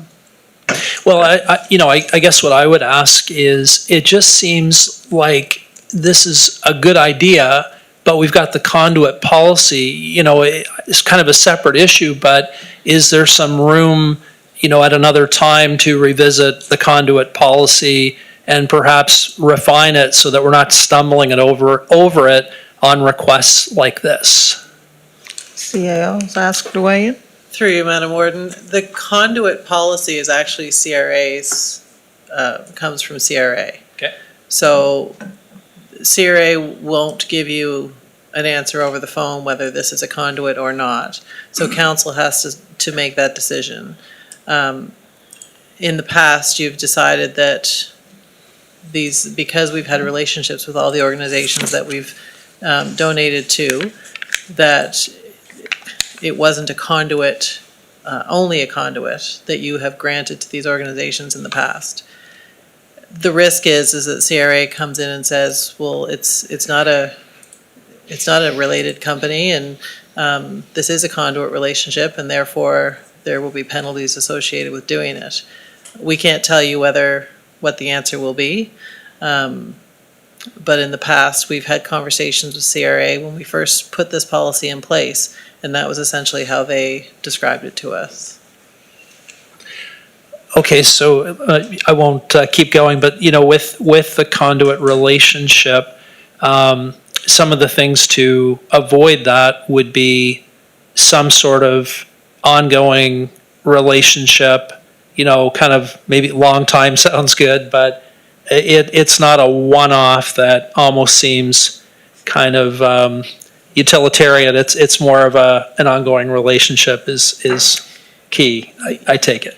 Yeah, so part of what is key in these instances is that the municipality isn't just giving any group funds without any follow-up or without any accountability to what the funds are spent on. So when we grant funds to the Lions Den Playground, we understand what it is that they're using them for. They're using them for their playground structure or whatever it is that they're working on that year. They usually have a project that they're working on. And we have those conversations with them. So the same would go with the wish givers. We would have to have conversations with them to understand what the intent behind us giving them the grant is. Okay, great. We would have to have some feedback into that spending of the grant in order for this to take effect. Perfect, thank you. Thank you. Councillor Musa. So if we approve the creation, will that put us in a place that we could get penalized for it? That's what I heard from you. Through you, Madam Ward, not necessarily. So if you approve the creation of a donation fund, then that would allow people to donate to the municipality. The municipality could then in turn take those monies that are specifically collected for that purpose and grant them to the wish givers with caveats attached, similar to what you already give them funds for their supporting families in the community.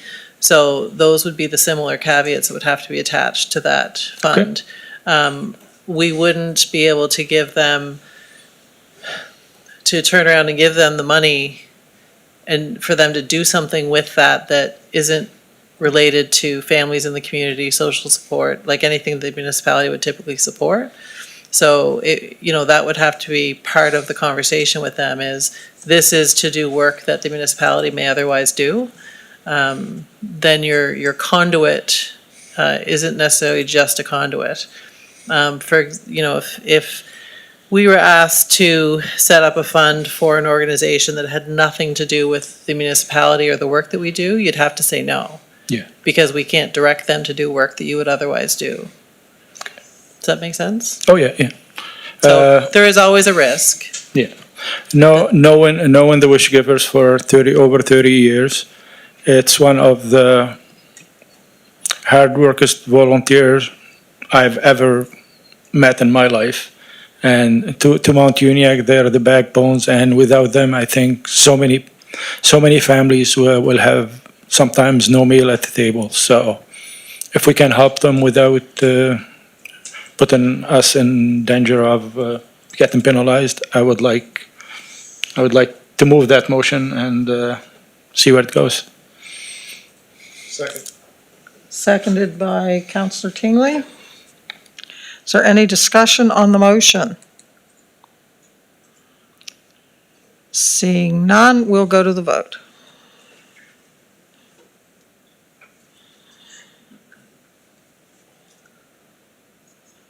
Someone hasn't voted, folks.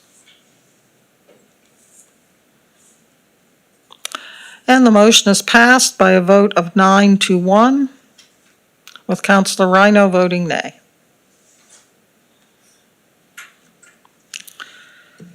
Okay, back to correspondence for decision. We have a request from Eddie Moxham, the Fire Chief of the Milford and District Fire Department, regarding funding for a new fire truck. Staff recommend council direct staff to provide a report. Okay, Adam? Yeah, good evening, Madam Warden. So there are a couple pieces in this correspondence that I've talked through with Chief Moxham over the last few months. Firstly, I should confirm that they have ordered their truck, and there's 18 months before they have to make payments, and they have secured their financing, so there's no urgency in that way. Chief Moxham would really like council to have the conversation around the interest piece, and I'll just speak to that a little bit. And we are suggesting maybe a staff report to kind of give full, wholesome overview for council. Before I do that, just the last piece in the letter where it speaks to the municipality changing policy around guaranteeing loans for trucks. I did correct that with Mr. Moxham. Our council's policy does allow for loan guarantees. However, our preference is comfort letters. When you look at guaranteeing a loan, it will tie up the municipal debt, which then puts financial pressures on the municipality's ability to borrow. So council's preference is a letter of comfort. But really the crux of kind of the thought process in speaking with the chief is the fire departments often have to borrow at higher rates than the municipality would. So there's a potential cost saving to the taxpayer that he really would like council to just have that broader conversation. So it is worthy of a staff report should council choose, just to give an overview of your full policy and that piece. It is a really delicate conversation around borrowing and the impacts to the municipal debt load as well, which is a really tough piece, but that would be explained further in a staff report by the Director of Finance. Financial oversight and management. Councillor Merriam. Thank you, Madam Warden. I'd like to go ahead and make a motion. I move that a staff report be prepared to review the Municipality of East Hants Loan Guarantee Program for financing fire truck purchases and to explore funding options going forward for future acquisitions. I'll second that. Moved and seconded. Is there any discussion on the motion? Councillor Hebb. Thank you, Madam Warden. I understand the motion. Would, that's directly to fire trucks.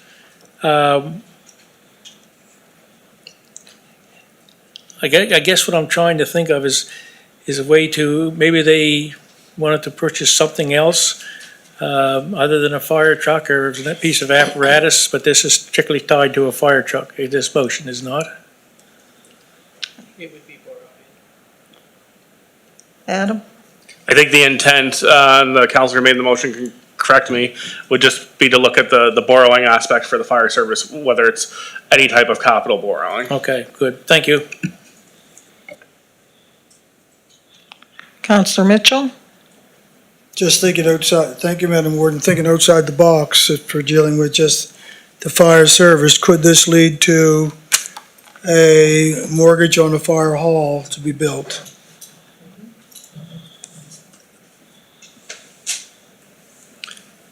Through Madam Warden, it could for sure, but I don't think at this point we're suggesting that council takes on that. I think it's important to give council the information to understand the topic to make future conversations and decisions. But absolutely, capital could be an additional fire, could be revitalization of a fire hall, capital improvements to a fire hall, or the grounds, or even apparatus and so forth. So that whole tangible capital assets piece. Okay.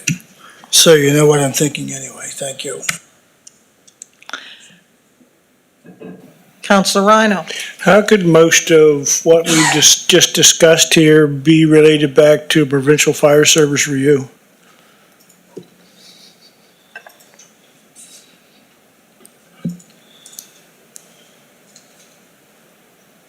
Through you, Madam Warren, I guess we really don't know where the province will go with the legislation that's been completed or hasn't been completed, but coming forth of the FSAN's fire service review. At that time, if there are substantial changes, you'd be looking at that would impact the municipality, and maybe they wouldn't. You'd have to look at a wholesale overview of all your policies if there was substantial change. So it's a tough question to answer without knowing what the draft legislation could be. You could wait, like you've chosen in other decisions, but I think you have a policy in place, and providing that context to the fire services is important, I would say, through you, Madam Warden. We have had other similar questions. When you have your fire chiefs trying to borrow for projects, trying to understand the relationship with the municipality is important to be able to explain them to them, and this would help with that overview. No, I understand where they're coming from. I really do. They're trying to, keep their costs down as much as possible. And I don't mind, letters of comfort and things like that. But I'm just wondering, we could have a report, and depending on what we decided there, and then it all come in, and that could be thrown out with the bathwater when the provincial services report. I guess would you rather wait on this report, or do you feel it's feasible to have this report prior to that provincial one coming out? Through you, Madam Warden, I don't foresee this being a complex report. I think it's a validation with current legislations that are out there. So you would validate kind of your existing policy, validate kind of the Municipal Government Act, which is probably an opportunity for us. It really is an informational report for council, so I don't see it as being a really overly complex report. So I don't think waiting is necessary at this point, as it's really an informational report. Okay, thank you. Councillor Musa. Thank you, Madam Morgan. Probably that question to Wade or Kim. So when we talk about our borrowing capacity, would we include like the income that we get for the fire department in those capacity, or those outside the?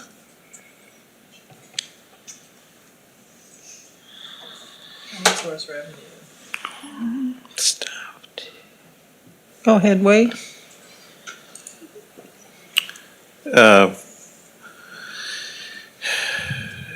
When we talk about borrowing capacity, so the whole question relates to whether or not if we were to take on a debt load or guarantee a debt load for fire departments, that would eat up how much we as a municipality could then ourselves borrow.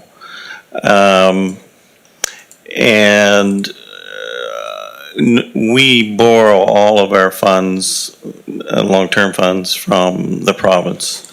I really don't think that they're going to take into consideration the fire service revenues when they make the determination if they will lend to us or not. They may, but I don't think it's going to be a significant factor. Yeah, my point is, like, let's say the Mount Uniacke Fire Department gets $700,000 a year in levy. So would that help their cause, or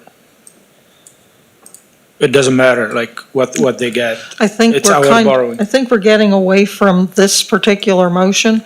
This particular motion is to have a report on our policy as it stands now, and why that policy is in place, and at that time, council will discuss. But this question, Madam Warden, sorry, but this question will make up my mind, because if we're gonna open up borrowing for any fire department, they're gonna build a fire But the department. question is just whether we want to report about it or not.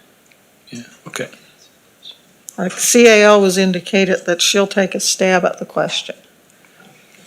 So through you, Madam Warden, our debt ratio is calculated using own source revenue, which I don't believe area rates are in, but I'm not 100% sure. But that is the kind of thing that we would put in this report. So we can confirm whether that debt ratio considers the fire levies or not.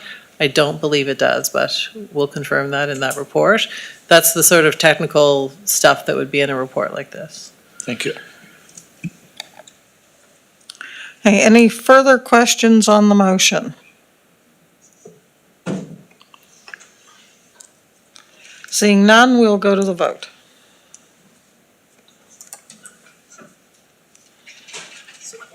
And the motion is passed unanimously.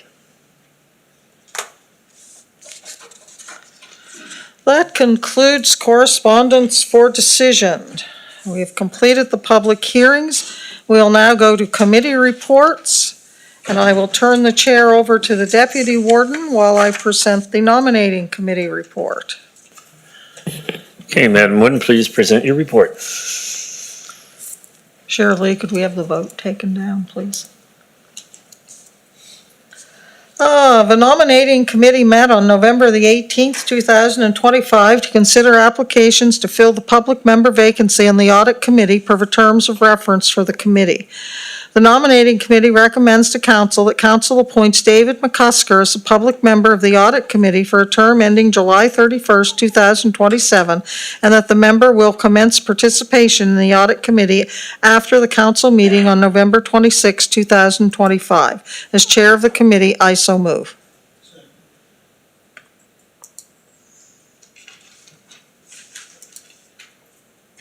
Sorry about that.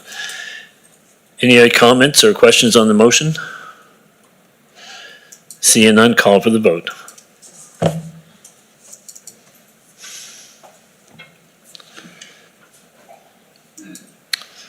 One person has not voted.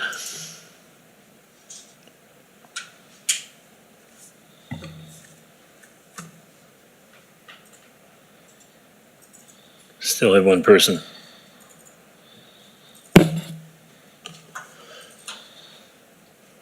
Could everybody double check? I have 9. Okay, voting is completed. Passed unanimously. I'll pass the chair back to the warden. Thank you.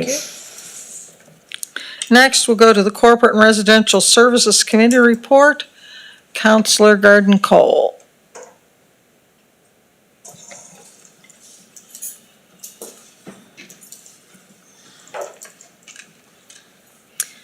Thank you, Madam Warden.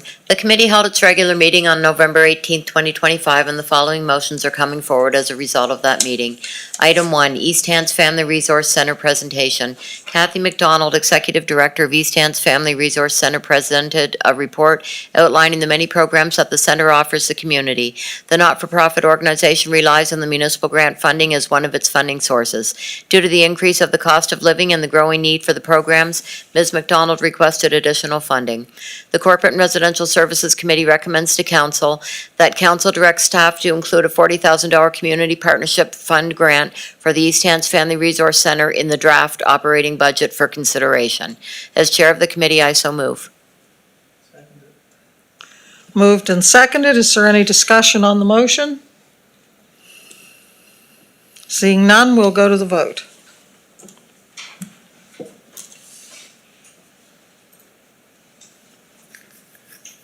And the motion is passed unanimously.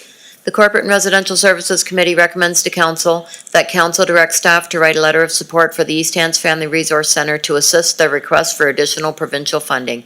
As chair of the committee, I so move. Seconded by Councillor Hebb. Is there any discussion on the motion? Seeing none, we'll go to the vote. And the motion is passed unanimously. This concludes the report. Thank you. Next, we'll have the Planning Advisory Committee report. Councillor Mitchell. Planning Advisory Committee report. The committee held its regular meeting on November 18th, 2025 in council chambers. The following motions are coming forward as a result of that meeting. Number 1, Plan 25-009 McIntosh Lane, 9 Mile River, redesignation and rezoning. Staff presented a report on the application to redesignate and rezone a 5.6 hectare parcel of land from agriculture reserve, AR, to rural use, RU, to enable a non-farm dwelling. The Planning Advisory Committee recommends to council that council authorize staff to schedule a public information meeting to consider an application from David Madu to amend the MPS and LUB by changing the land use designation and zone from agriculture reserve AR to rural use RU for 47 McIntosh Road, Upper 9 Mile River. As chair of the committee, I so move. Seconded by Councillor Merriam. Is there any discussion on the motion? Seeing none, we'll go to the vote.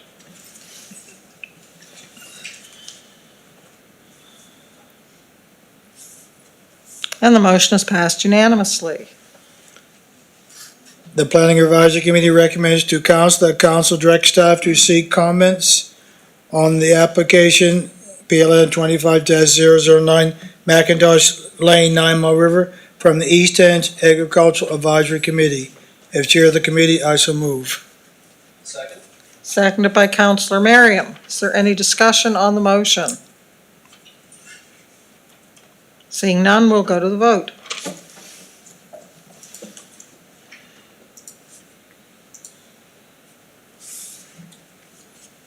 And the motion is passed by a vote of 9-1, with Councillor Musa voting nay. Second item, Plan 25-010 Sunny Point Farms, MPS and LUB amendments, initial staff report. Staff presented a report on an application to amend the municipal planning strategy and land use bylaw to reduce the required setback for intense livestock operation in the rural use north, RU Zone 2. The current setback is 45 meters, but the applicant is requesting it to be reduced to 2 meters when neighboring properties are under the same ownership. The Planning Advisory Committee recommends that council authorize staff to schedule a public information meeting to amend the municipal planning strategy and land use bylaw to reduce the minimum setback requirement for intense livestock operation in the rural use north RU2 zone. As chair of the committee, I so move. Seconded by Councillor Rhino. Is there any discussion on the motion? Councillor Merriam. Thank you, Madam Warden, and through to the committee chair. I'm just wondering, should the motion perhaps be a little more specific? There's more detail in the preamble. I was just wondering if maybe we should include reduced to 2 meters when properties are under the same ownership in the motion, or is that not required? I'll let the director answer that, Madam. Through you, Madam Warden, it's not required. We know what the request is, and, through the discussion with the public and Ag Advisory and then staff's recommendation, a different number may come back, so I think it better not to nail it down at this point, honestly. Good answer, thank you. Councillor Gordon Cole. I just wanted to further comment on that, just keeping in mind that should one or both properties change hands, that means that it's two strangers or neighbors with only 2 meters between them, so, thank you. They would know that at that time, and I would comment that this is the policy that's in effect for intensive livestock regulation. In all other zones, it's permitted. Councillor Musa.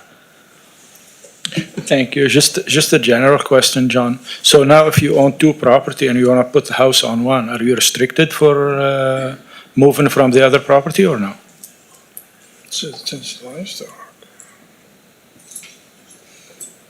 Through you, Madam Warden, well, if there's an intensive livestock operation there, you would be, yes. Because there's a minimum distance between dwellings and intensive livestock operations. Yeah, but I mean like in general now, like if you have a residential zone, you could build on both lots, right? Yes, but this provision only applies to intensive livestock. I understand, but I wanna like put it in. I think that's a question that doesn't really pertain to this motion, I'm sure, but John can look that up and let you know what those rules are. Okay, thank you. Any further discussion on the motion? Seeing none, we'll go to the vote.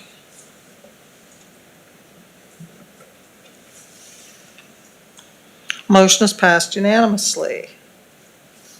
The Planning Advisory Committee recommends that council direct staff to include a review of the setbacks in the AR, RU, and RU North zones be included in the next plan review. As chair of the committee, I so move. Seconded by the Deputy Warden. Is there any discussion on the motion? Seeing none, we'll go to the vote.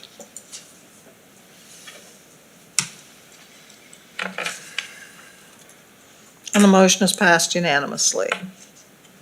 Number 3, motion C 25 bracket 236, estimated cost for upgrading K-class roads for emergency purposes. Staff presented a report that outlines since the 2023 wildfires, council has taken several steps to address safety concerns related to subdivision with only one access road. These actions have included restricting dwelling unit numbers during development negotiations, reviewing existing single-access areas, consulting the fire service, and examining the origins and effectiveness of the 100-lot rule. In 2025, council decided to keep the current rule, but have asked staff to estimate the cost of upgrading K-class roads for emergency access. This report outlines that request. The Planning Advisory Committee recommends that council accept the cost estimates and put the report, motion C25 bracket 236, costs for upgrading K-class roads, single egress, ingress development on file, and do not proceed with any additional work. As chair of the committee, I so move. Seconded by Councillor Merriam. Is there any discussion on the motion? Seeing none, we'll go to the vote.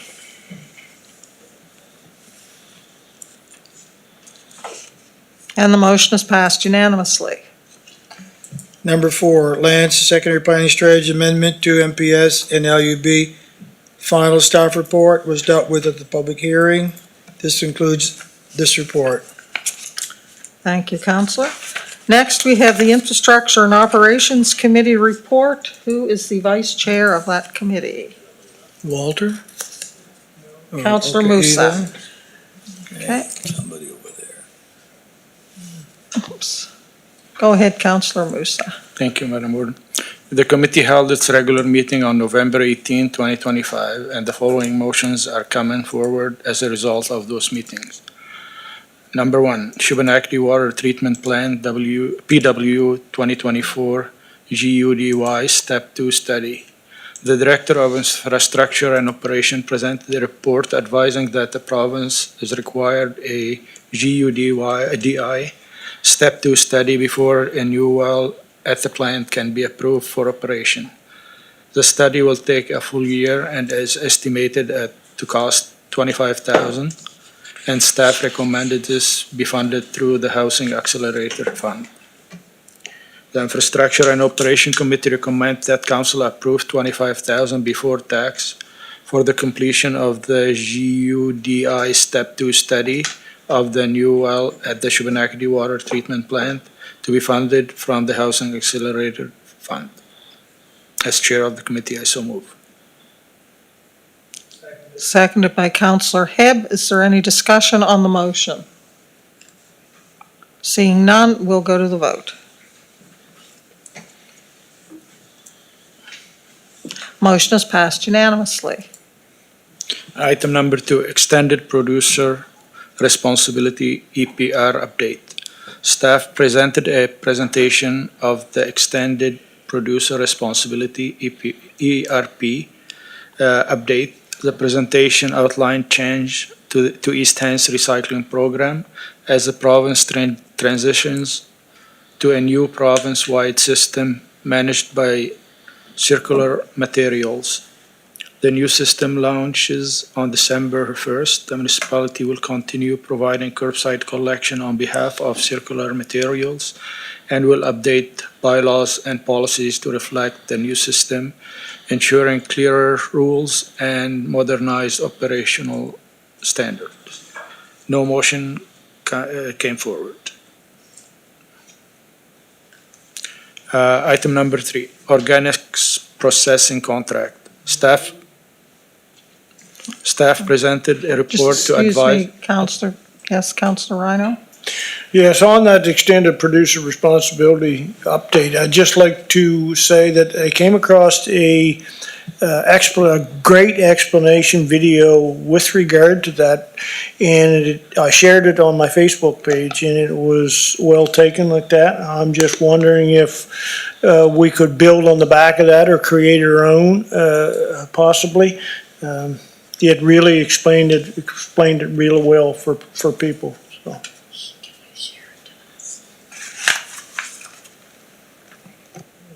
We'll take a look, I don't know. CEO has indicated if you let her know where it is, they can take a look at that. Sorry, Counselor Musa, carry on. No, thank you. I'm sorry, actually, I didn't hear Councillor Rhino or see his lights. Thank you. Item number 3, organics processing contract. Staff presented a report to advise that the municipality is in its final year of the 3-year contract with GFL Environmental ending March 31st, 2026. GFL has offered a 1-year contract extension. The Infrastructure and Operations Committee recommends to Council that Council direct staff, the CAO, to approve a 1-year contract extension with GFL Environmental for organics processing at a rate of $100 per ton, effective April 1st, 2026. As Chair of the Committee, I so move. Seconded by Counselor Hebb. Is there any discussion on the motion? Seeing none, we'll go to the vote.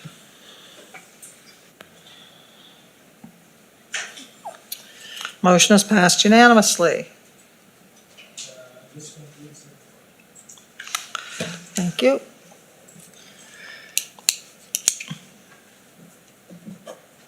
Did you wish to speak, Deputy Warden? No, sorry.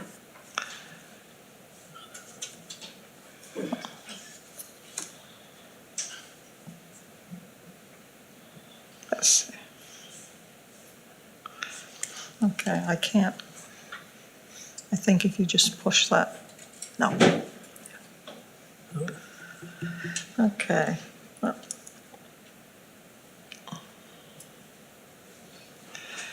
We have a problem with the new system, folks. Last time we did.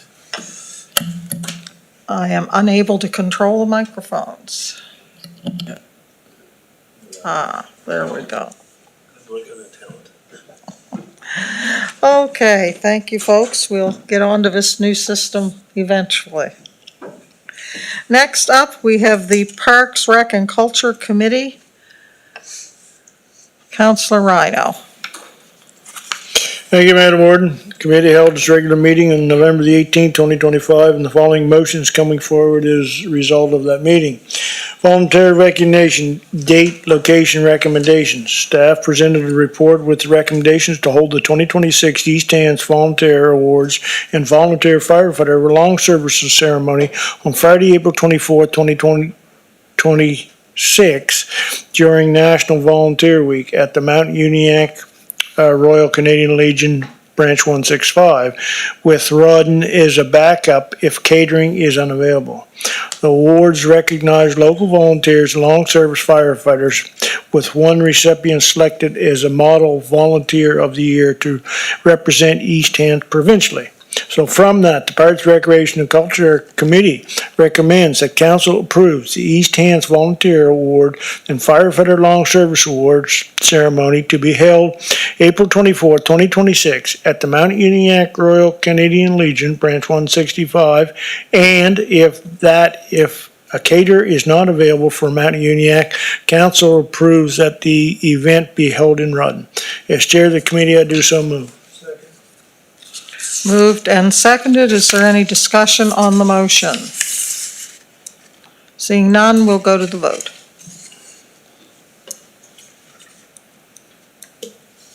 The motion is passed unanimously. This concludes the report, Madam Warden. Okay, we will move to Police Advisory Committee, and still with you, Councillor Rhino.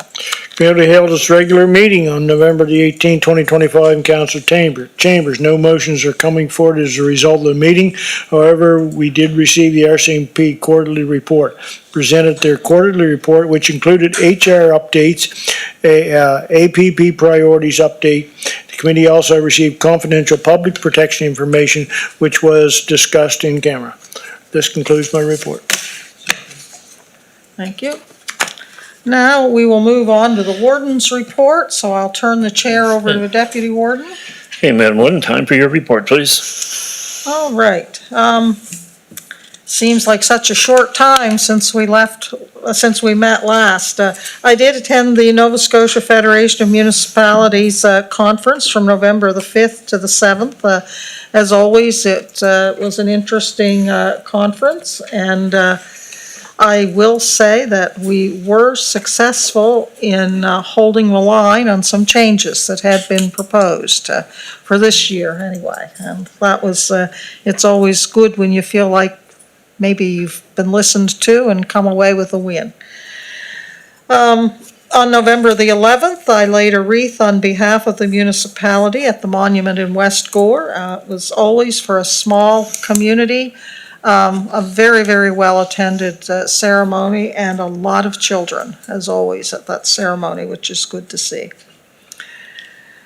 Then on November the 20th, I, along with many other councillors, met here in room 168 with the Minister of Justice, Minister Armstrong, and had some discussion and information on the policing review and report.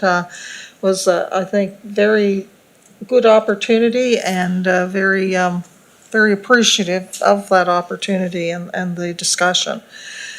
And then this evening, I certainly, as everyone knows, had the honor of presenting Wyatt Sanford with the keys to the municipality. It was certainly a pleasure to have Wyatt and his family here, and a well-deserved recognition for a young man who excels in his sport, but who also excels in providing, in my opinion, an excellent example and model for many, many people in the community to look up to.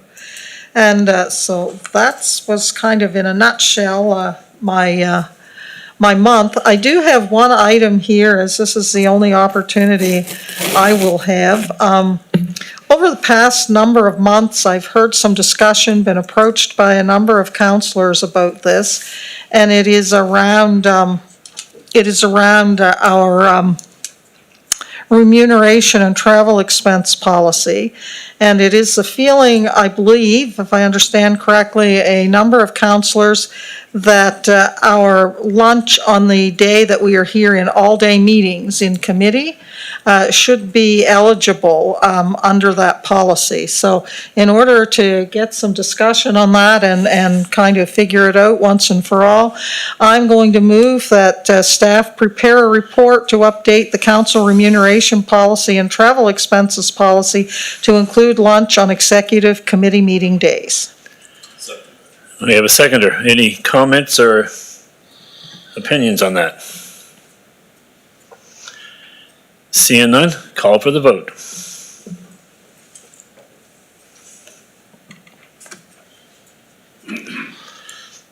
Okay, the vote is in, 8-4, 2 against. And who do we have against? Myself and Councilor Merriam. Thank you. Madam Warden, passing the chair back to you. That concludes my report. Thank you, Deputy Warden. Thank you. We'll now go to business from councillors, and I don't remember from month to month where I start. We'll start with Councillor Tingley. I'll try to be quick. I'll try to be quick. I attended the NSFM conference as well from November 4th to the 6th. Just a mention of a couple of presentations there. One was by this fellow that owns Peace by Chocolate, an immigrant that moved to Canada, and he gave us a little talk about the value that immigrants bring to Canada, and that they try to add value and add jobs, not take away value and take jobs. And in his particular circumstance, he's added 35 jobs in Antigonish, and it was an excellent talk. The other thing that come up at NSFM that there's lots of things that come up at the conference, but one other item that come up was the Yarmouth Transit. They provide free transit down there, and the mayor said that the usage has gone way up, and people really like it. I don't know how that'll fly here, but I just thought I'd mention it. Maybe it's something that's worthwhile looking at. Attended Remembrance Day service in Elmsdale. The policing review on November the 20th. Some of the things the province is looking at there are very good. Met with Lance Volunteer Fire Department this week, and or on the 24th or 21st, I guess it was, with Councillor Merriam, Adam Clarkson, Calvin Biard. It was a good meeting. They were asking about the school site, and they're wanting to go ahead with planning and building a new fire hall. This question's come up every year since I've been on council for the last 4 years, and the fire hall they have is well documented. It's not in good shape, and anybody that looks at it, it's visibly, it's out of date. It's not big enough. They're squeezed in there. They'll barely be able to get their new fire truck in there. I feel like it's just getting stumbled over. I don't know whether why type of thing, but I think there should be some plan and process to deal with this fire hall.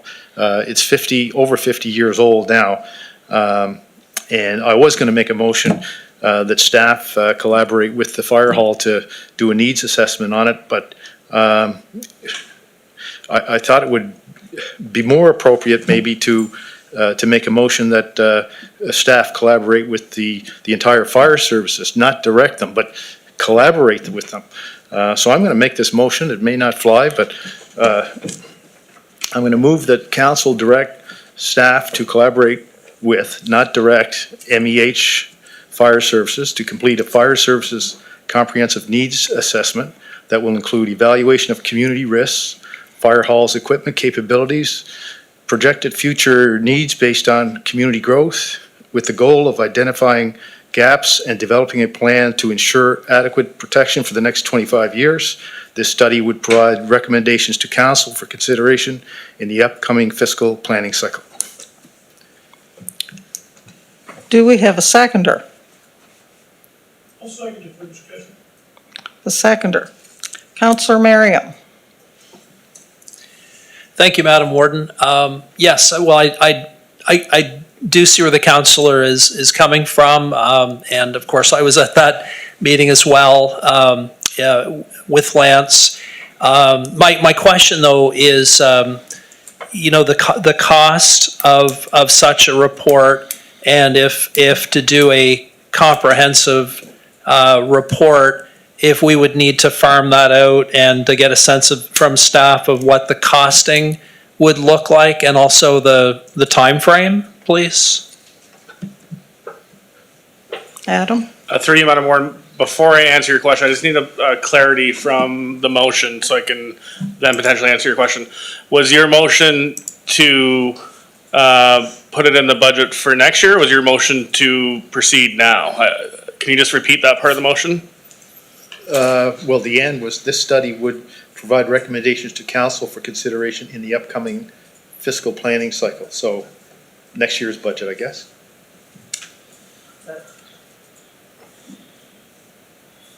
Just hang on a second. I'll send it to you, Kim. Through you, Madam Warden, That's what I thought I heard. That study is something that will take months to do. You're not going to get that study and then have it inform your next fiscal cycle. Do you know? Okay, to complete, well, to get it completed in the next budget cycle. Yeah, so I think you would budget for it in this upcoming budget. So we'd have to go out and figure out what a budget for a study like that would be. You'd have to get the fire service on board to do the study. But there's no world where that study gets done to inform, like we're doing budgets now for presentation to you in January. Like we're weeks away, not months away, so. So it would be to get a report, the assessment, or a budget to do it next year then? Right, it would be to include it in the draft budget. Correct. For 26, 27. Okay, that's, And then we work through that process.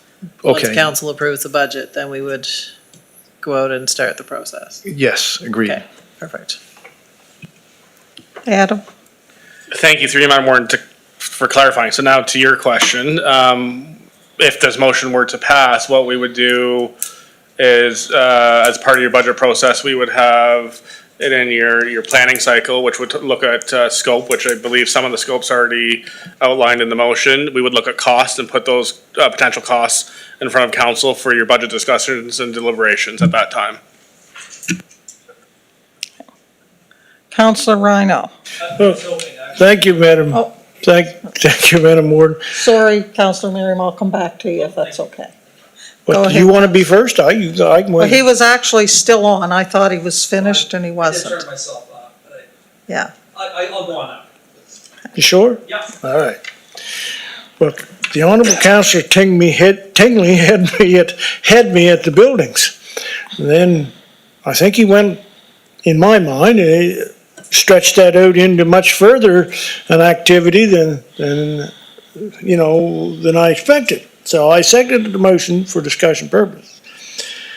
The first part of the motion, I think, centered around, when he started to speak, and he can correct me if I'm wrong, Councillor Tingley, centered around fire halls. And I was very much, I think, if we just went out, took an inventory of fire halls, talked to the fire department service, each department, is it adequate enough? What do you need for the future? And then build a small report on that would have took a lot less time. We could have brought it back and we talked about it.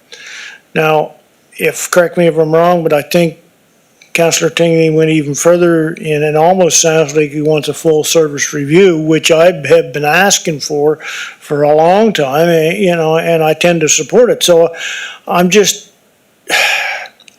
until we get the provincial one, should we, again, are we being too quick off the draw? Well, there's a provincial report coming up, which may counteract anything that we may do or may not do out there. So for me, something simple and quick and easy. What's the needs of the fire department with regard to housing fire apparatus?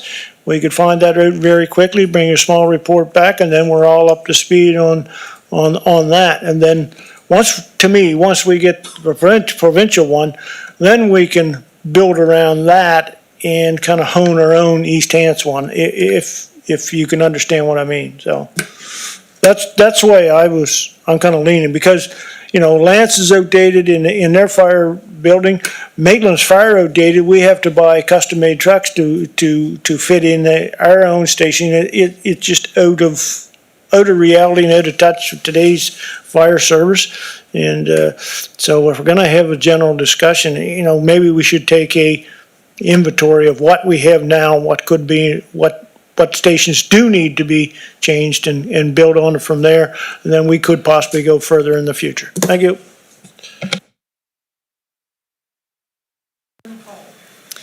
Thank you, Madam Warden. So, I did promise Councillor Miriam.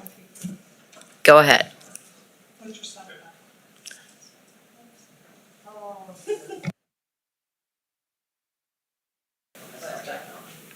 Great, thank you. Thank you, Madam Warden.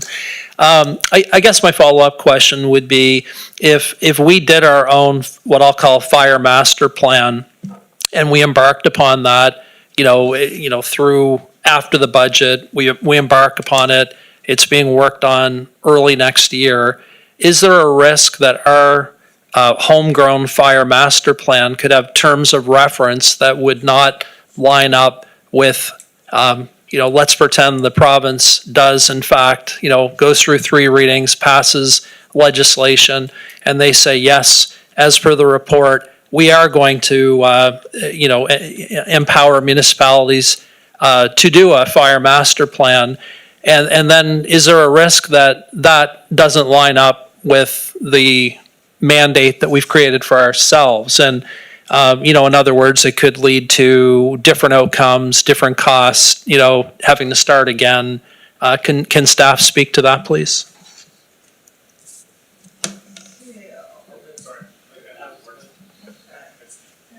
I saw the green light on the CAO, so I wasn't sure.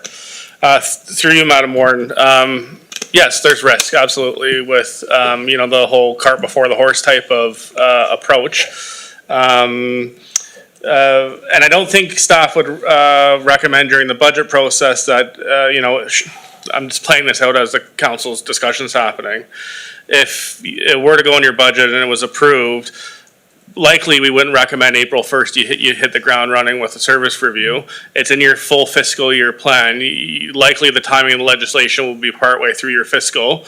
You could have your scope developed to then hit the ground running should the legislation drop, and you can make tweaks, and then you're one of the first ones out of the gate versus most of Nova Scotia going out to market, or not most of Nova Scotia, but various departments or municipalities going out to market. So you could theoretically get to that point. I know the chiefs themselves, although they have not come to any sort of agreement, they did establish a subcommittee. They already have themselves, and when I think I heard the word partnership there earlier or something along those lines in the motion there with the chiefs, they have a scope of work kind of drafted. They have definitely not agreed on the scope of work themselves, but they have put a lot of work into it. So to the Councillor Rhino's comment, it could be a little bit cart before the horse, but if council wants to plan there, you could put part of your budget process that it doesn't get released to market until the legislation is dropped, and it could just be sit there, but you could be prepared with the chiefs should you move forward at that time. It's just kind of thinking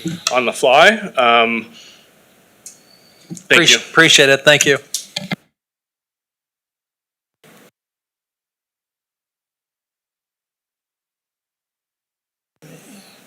Thank you, Madam Warden. Yeah, I guess I'm just concerned about, I understand about the Lance Fire Department, definitely. There's, and Enfield is looking at a new build. There's a whole lot going on. I just wouldn't want to be working at cross purposes with what's going on as a result of the service review.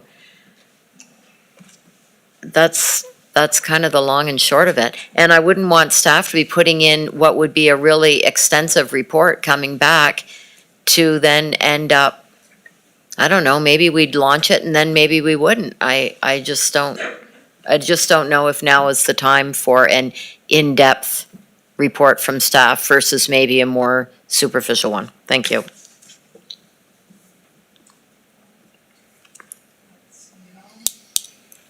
Through you, Madam Warden, just for clarity, we don't have anyone on staff who can do a fire service review. So this is something you definitely would have to go out to tender on. We can pull information out of the departments, but we don't have the expertise on staff to do a fire service review. Like if you're looking at what it takes to provide adequate fire protection to the community, to manage risks, where fire halls should be, capabilities, equipment, like we just don't have anyone on staff to do that. So we would have to go out to market and hire that expertise to do that. And to Adam's point, once that legislation drops, there's going to be several councils that are going to be having the conversation about how do we figure out what we should do next. They are also going to have to go out and hire consultants to do fire reviews for their community. So that is the risk, is that, if you don't prepare for it, you're going to be with that group going out. But if you have everything done beforehand and ready to go, you will be in a stronger position. Again, that collaboration with the fire departments is going to be critical. So Adam is meeting with the chiefs next week. We should have some kind of update as to what their plans are, and then we can go forward. But I just want to be clear, this isn't something that staff could bring back a report for. We'd have to procure that. Just for clarity, that I'm hearing that the report from the municipality will be going along with the provincial report at the same time? Am I getting that correct? Even though it might take longer? I don't think that's really been decided. I think Councillor Tingley's motion was for us to put the money in the budget to do this report. It doesn't take into context of provincial report. I don't know.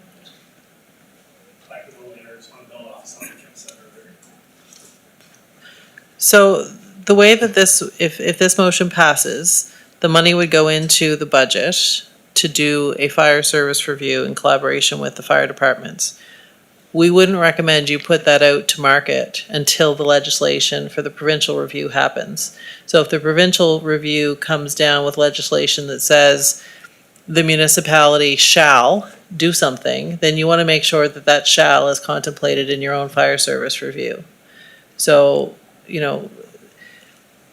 that's why you would wait. I mean, you could have the majority of the work done ahead of time, but that legislation is going to be key, and it could be very prescriptive as to what it is you have to do or cannot do or may do, and you're going to have to make some decisions along with your fire departments as to what that looks like. There could be staffing implications, there could be equipment implications, training standards. We don't know the entirety of it yet, but I think if you went out to market without the legislation, I think you'd probably be throwing some good money after bad. Yeah, my thoughts. Thank you.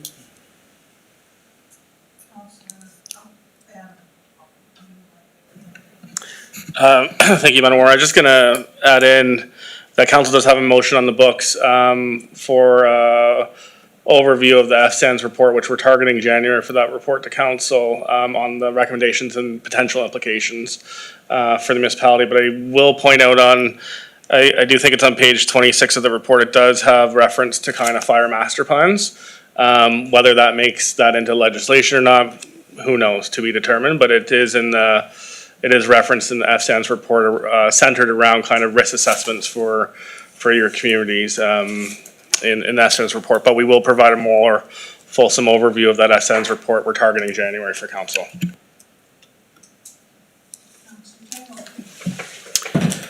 Through the chair. So my thinking on this is the province is either going to come out and say you shall do this, or if they don't do that, we're still going to be in a position where we're going to need a fire services comprehensive needs assessment at some point. Like, we can kick this can down the road as long as we want, but somebody's got to say we need a plan, a long-term plan at some point in time.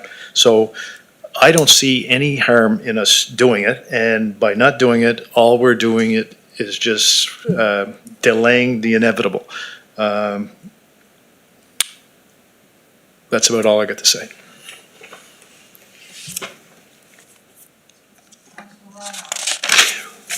Through you to, I think, the CAO, you said that if this motion passes, to put the money in the budget, but you would recommend that we hold off acting on that until the provincial report is done.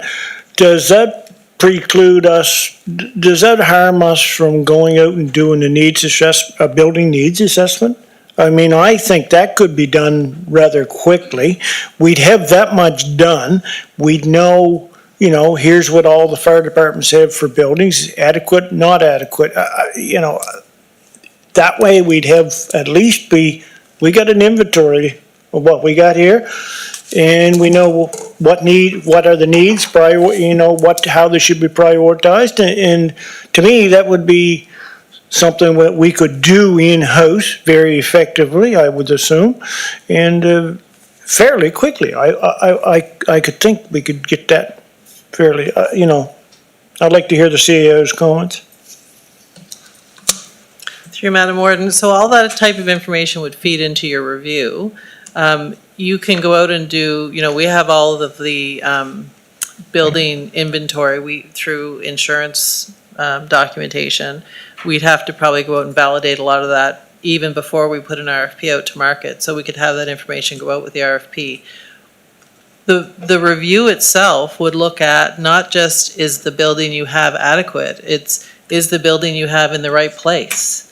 Is the service, are the departments that you have the right departments? That type of work would be done through a review. So we can go out and look at and get an inventory of the buildings we have, but that would form part of the RFP. It wouldn't, the question in the RFP is, where should these buildings be?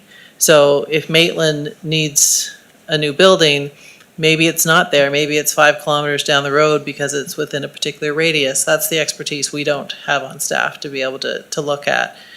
When you look at risk to your community, is your building in the right place given the infrastructure in your community, given the bridges and roads and all of those types of things? So. But that's a little further than what I'd kind of like to see at this time for a quick and dirty one. I would just to see, is right now, wherever they are they adequate? Are they adequate? Are they Adequate to historic? what, adequate to what end? So adequate to, we need to determine what the service standards are, and that's what that provincial review is going to tell us. So we don't, are they adequate? That's a very difficult question if you don't know what standard you're supposed to be at. And if the province comes out with a particular standard that's higher than we've reviewed, then it really is a waste of time. Because then you have to go back and look at the provincial standard and do it all over again. So I think putting this in the budget, identifying a funding source for it, being ready to hit the ground running, I agree with Councillor Tingley. You're going to have to go there, especially with the provincial legislation coming down. It's going to take some time to get the collaboration, to get the information from the fire departments, everything we need to feed into that review to start with. So that's the work that we can start doing as we wait for the province to get their work underway. But we won't be able to say what we need because we don't know what the structure even should look like. And that's not something a lot of the fire departments want to hear, but that is where the province may go. How do you how do you serve your community and how do you manage that risk? Okay, I'll accept that for now. And Councillor Garden Cole, sorry I bumped you on early. No, I think I'm done.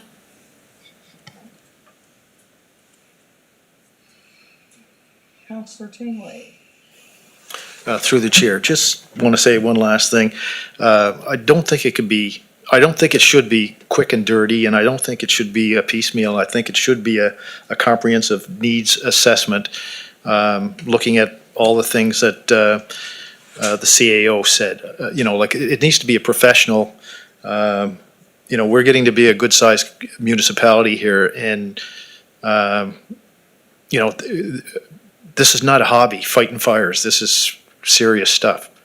And I just think I don't think the province is ever going to come in and do a comprehensive needs assessment for us. They're either going to tell us not to do it or tell us to do it or just throw it back to us some kind of a way. Everything that I've seen since I get on council, I don't see them coming into our boundaries and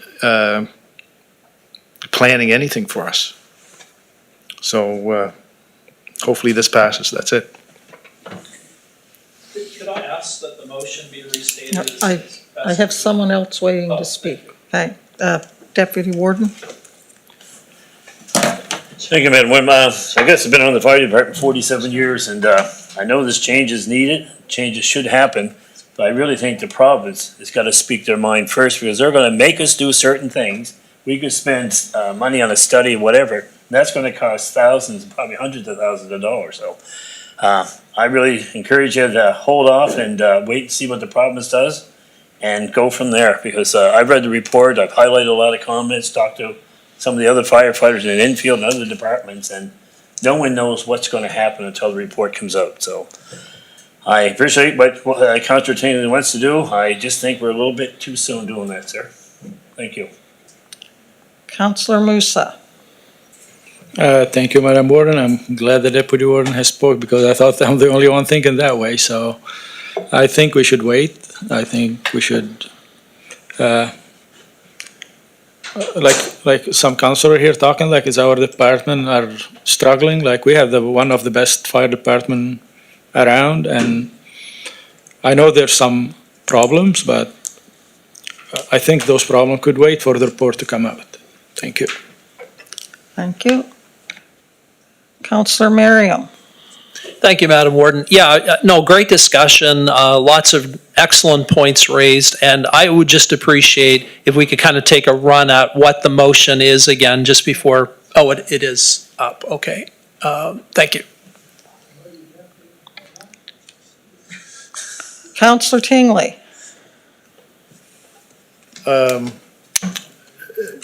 Just again, through the chair, Councillor Musa talked about Mount Uniacke being, a good fire department. I think they're all good fire departments, and I like to see them all. I'd like to see it stay a volunteer fire department and be as solid as they are right now. But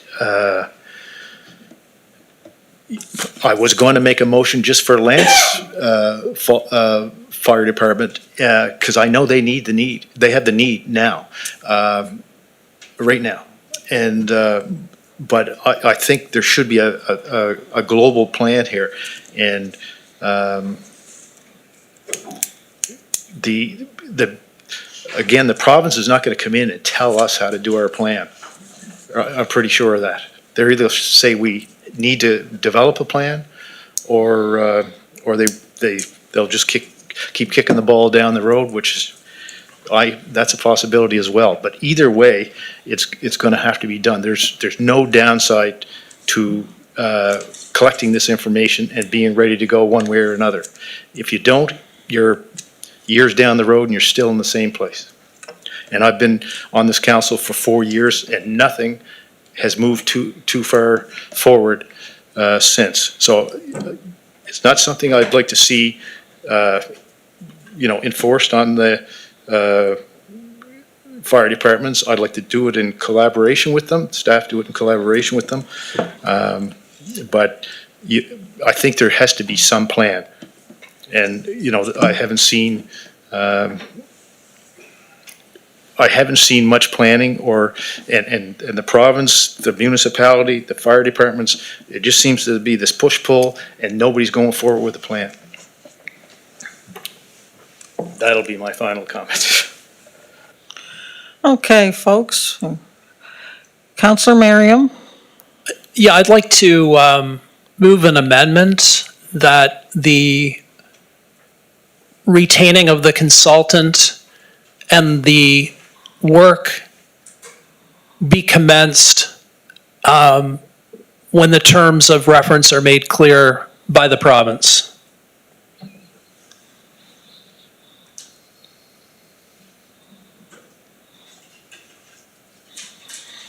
Do we have a seconder to the amendment?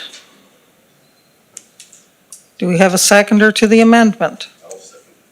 Seconded by Councillor McPhee. All right, before the amendment, I have Councillor Musa and Councillor Garden-Cole on deck, but I think we'll discuss the amendment now and then we'll go back to the motion.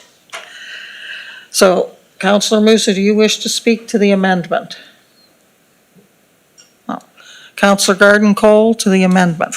Does anyone wish to speak to the amendment?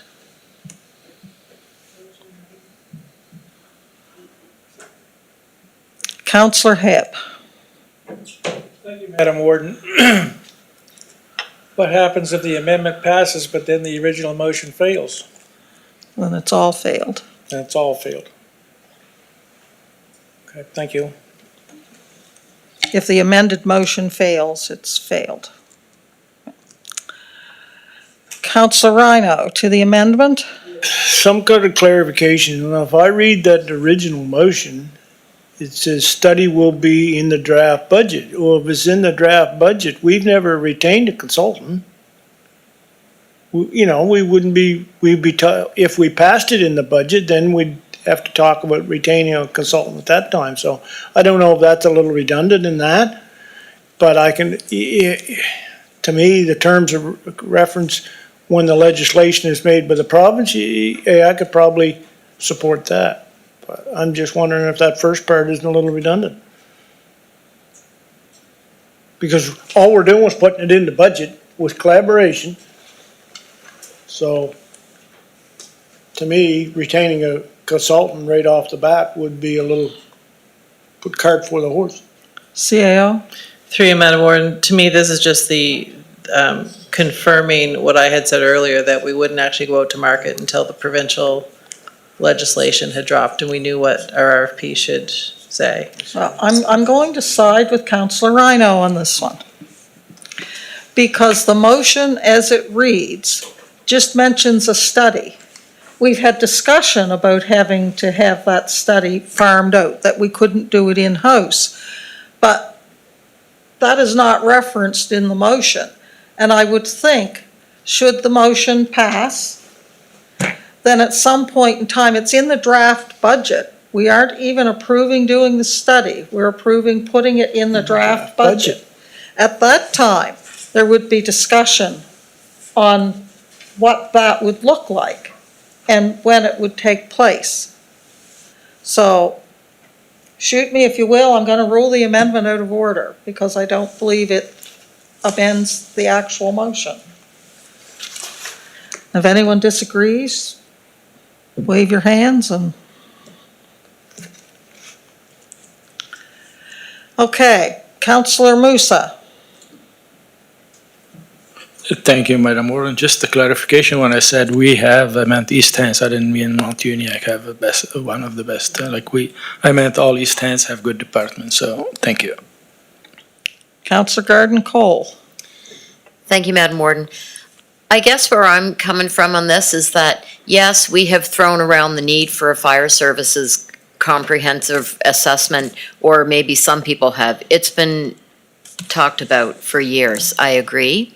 But now that the provincial fire service study is being done, it just seems like, so all of a sudden now they're actually getting it done. So now we're going to be calling for this before it's done.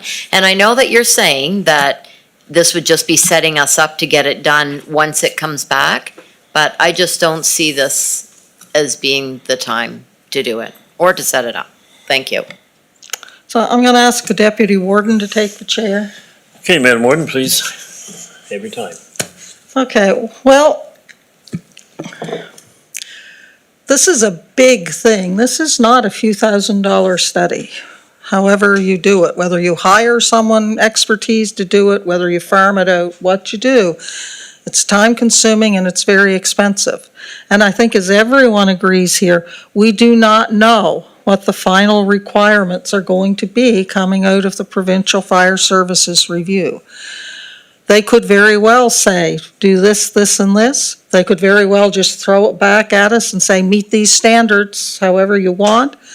Or they could, believe it or not, they could decide that they know best and they could do a province-wide review and, we just don't know. We can surmise, we can think we know what they're going to do or not do, but we don't know.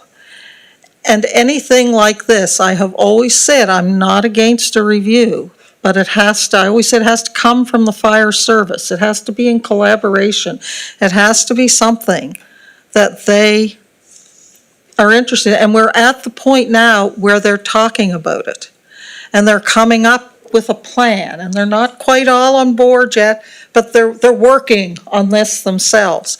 And I think we would be far better served to wait not only for the Provincial Fire Services Review, but to also wait for the fire departments and the fire service themselves to come up with their idea of what a review would look like. Because if we do a review against the wishes of the fire service and they don't like what's in the review that we do, we have volunteer fire departments, and I'm afraid we would find ourselves in a very risky situation. So I don't. That's not what it says. It says we're gonna collaborate, but we're not just gonna do a review. I don't see anything in there that says, okay, collaborate with, not direct. But my point is, I agree with other counselors who have said, I don't think this is the time. I think we need to know what the fire services review means for us. The fire service needs to know what it means, and then we can collaborate with them. I don't think we can collaborate until we have the big picture. And I cannot support spending that kind of money right now when we're on the cusp of getting this provincial review. And I understand that it may put us in a position of going out to market for studies at the same time as other municipalities. That's okay. Maybe there's room for collaboration with other municipalities in these reviews. I don't know. But to go out and start making a whole bunch of plans when we don't know what we're making them about to try and get out the door first, the term taking the cart before the horse, I would agree with that, and I won't be supporting the motion. Thank you, Deputy Warden. Thank you, Madam Warden. Back to you. Chair, do we have to vote? Okay, thank you. Okay, Councilor Rhino. Thank you. To me, I read this as put it in the budget and to be discussed at budget time. We're having all this discussion, what we want and what we don't want, and here it is. We can have that discussion at budget time, because maybe at budget time we'll be a little closer to knowing when the actual report from the province will be coming out. Maybe we won't, but maybe we will. And at that time, if we can move to shelf it, or we can leave the money in the budget and just wait, or we can make those decisions at that time. But to me, this is to put it in the budget. But that's not. Well, put it in the budget, basically what it is. Is that everything, Councilor Rhino? Thank you. You're welcome. Councilor Tingley. I'm not gonna say anymore. I think it's all been said. Thank you. Okay. Yes, go ahead. Warden. I'm just afraid it's going to be very difficult for staff to come up with an appropriate figure to put in the budget when we don't know what we want. Thank you. Valid point. Councilor Rhino, everything? Your light is on. Oh, yeah. No, I didn't turn it off. Excuse me. Okay, scene. Okay, back to Councilor Tingley, please. Through the chair, I think we're saying stuff that's not accurate. The warden mentioned that we're asking council to put something in the budget that they can't do. They certainly can give a. Point of order, Mr. Deputy Warden. I didn't say we were putting anything in the budget that we can't do. No, that they can't estimate. Estimate is what the comment was, I believe.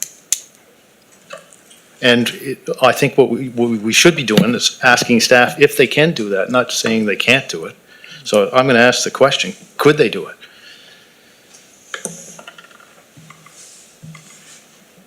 Go ahead, CAO, please. Through you, Deputy Warden. So the description that's in the motion gives us a good indication of what level of fire service review that you're looking for. We would, if this motion passed, we would take this information, discuss with some of our colleagues in other municipalities who have recently done fire service reviews. They've had consultants and paid for them. And we would come back with a number in the budget that we think would be appropriate for East Hants based on the information that we received from other municipal units. And then sort of those business plan boxes that you have in your budget, we would be very clear that this money was in there pending the results of the provincial review, and this would be the source of funding. So it would give us an opportunity to provide the source of funding, give you an idea of what kind of dollars you're looking at. I mean, you're looking at six figures for a review like this, I believe. And so I don't have issues with this as far as direction and being able to put it in the budget. There is certainly jurisdictional information out there as to what these studies cost and what consultants are out there to do that. I do just want to point out to Councillor Garden-Cole's point, the province isn't going to come in and do this level of study on all of Nova Scotia.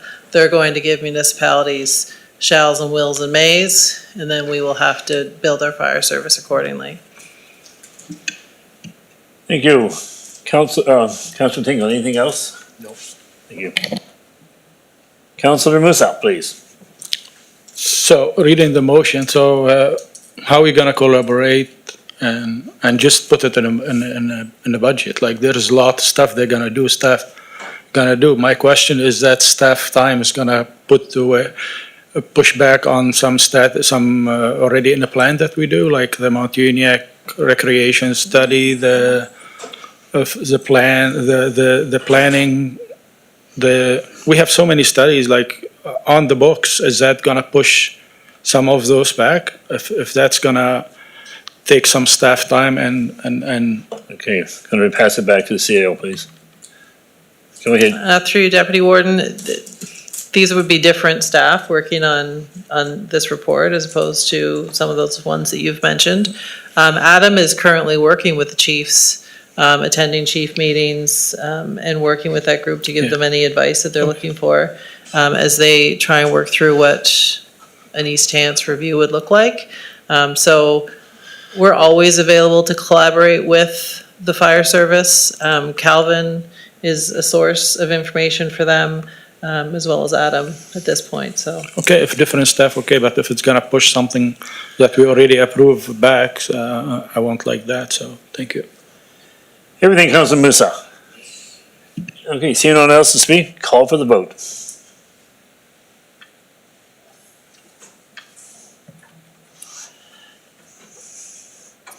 The vote is in, 3, 4, 7 against. The vote has failed. All against, Councillor McPhee, myself, Councillor Hebb, Councillor Ralston, Councillor Musa, Councillor Mitchell, Councillor Sandy Garden-Cole. 4, Councillor Merriam, Councillor Rhino, and Councillor Tingley. Thank you. Back to you, Madam Warden, and thank you.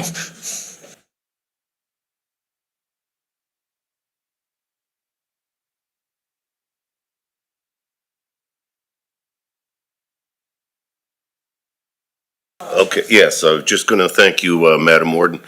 If I could just jump the queue on this, I neglected to bring 3 medications, or 5 medications actually now, that I need to take in at 2,100 hours, and at 2,200 hours. So if I could just jump the queue, no disrespect to the other councillors, I need to leave. No, that'll be fine. Are you finished, Councillor King? I'll just be another half hour. All right. Should have started on this one. Okay, Councillor McPhee, we'll move to you. Thank you, Madam Warden. Yes, I'll be brief. I, of course, attended the NSFM conference, and Councillor Tingley did reference Tadiq Rada's chocolate, or Piece by Chocolate.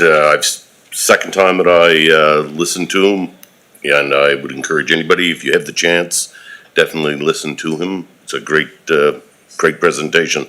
Also, one of the exhibitions that was there was from the people who provided us with our LED lights. They now have additional items that you can add to your lights. It replaces the photo cell, so they can give you traffic counts, speed of traffic. Also, they have cameras. There are several different variations of this, and it might be something that we would like to take advantage of. They think they've priced anywhere from $700 up to around $2,000, depending on which one we had. So it might be something that, and there's my my notification of taking more medication. So I just thought it's something that was very interesting that council may want to look at purchasing. Also, I did attend the Remembrance Day ceremony and at the new location for the cenotaph, very well attended. I'm going to say just from counting previous ones, there was in the range of 500 people there. It was appreciated by many people, appreciated it. They were mentioned, I know Councillor Merriam was there. The ease of access to the cenotaph, the fact that they could put chairs out for people who had problems standing up. It was just a lot nicer venue. We didn't have to close the road off. Just took care of a lot of issues, and plus when they invited people back to the social, was very well attended inside the Legion. The Legion president was very happy with the number of families that came in for the free, for the hot chocolate for the children or themselves, coffee, tea, cookies, whatever, and plus downstairs there were quite a few people enjoying a beverage at the bar and some great conversations. People seemed to really enjoy it. On the other item that I'd spoken of earlier, the survey that was taken, there were 62 leave it at the Legion, 8 move it to the old site, and 3 that did not care one way or the other. If you drop the 3 out, that would be 89% were at the Legion. Business from councillors, Councillor Rhino. I know that people don't want to hear this, but thank you, Warden. And 11% that were moved to the old site. That's the only actual survey I know that the residents of Shubenacadie or District 4 have had a chance to really let their wishes be known, not by a particular group promoting one particular view. And I noticed that there were people from all different parts of District 4, including Sebago-Necadie. Thank you for your forbearance, and as I say, no disrespect to the other councillors' reports, but I'm going to leave early. Thank you. Thank you, Councillor. Okay, we will now go back to Councillor Musa. Thank you, Madam Warden, and I'm glad I wrote everything down today because I would forget everything. So on November 11, I attended the Remembrance Day ceremony, and it was well attended as usual, and the Legion did a great job there. My second item is a young boy by the name of Keelan Nicol. He's not even a teen yet, and he's suffering from a UN sarcoma. And his treatment costs $7,000 to $8,000 a month. And of course, this medication is not covered by MSI or any insurance. So without even going with the detail why it's not covered, the community, couple mothers in the community, they came up with some fundraising and they raised over $70,000 in 2 weeks for the family. So I think the family is very appreciative of the community that they helped. Thank you. And on the good side, the Uniacke District Schoolgirl Volleyball team have won their district tournament and advanced to regional, and I wish them good luck. And of course, this coming from Councilor Perry. I move that the council directs staff to write a letter to the Minister of Municipal Affairs, the Premier, and Minister of Environment and Climate Change at the disappointment that the input of the municipality and the residents of East Hants was not enough to influence project in our communities. Do we have a seconder? Seconded by Councillor Gordon Cole. Discussion on the motion?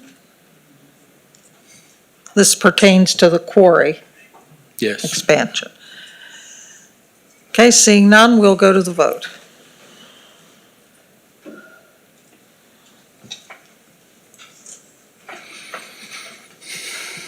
And the motion is passed unanimously.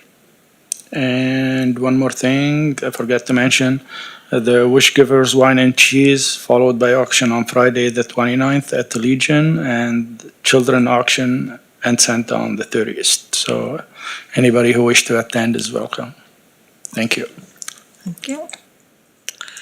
Next, we will go to Counselor Merriam.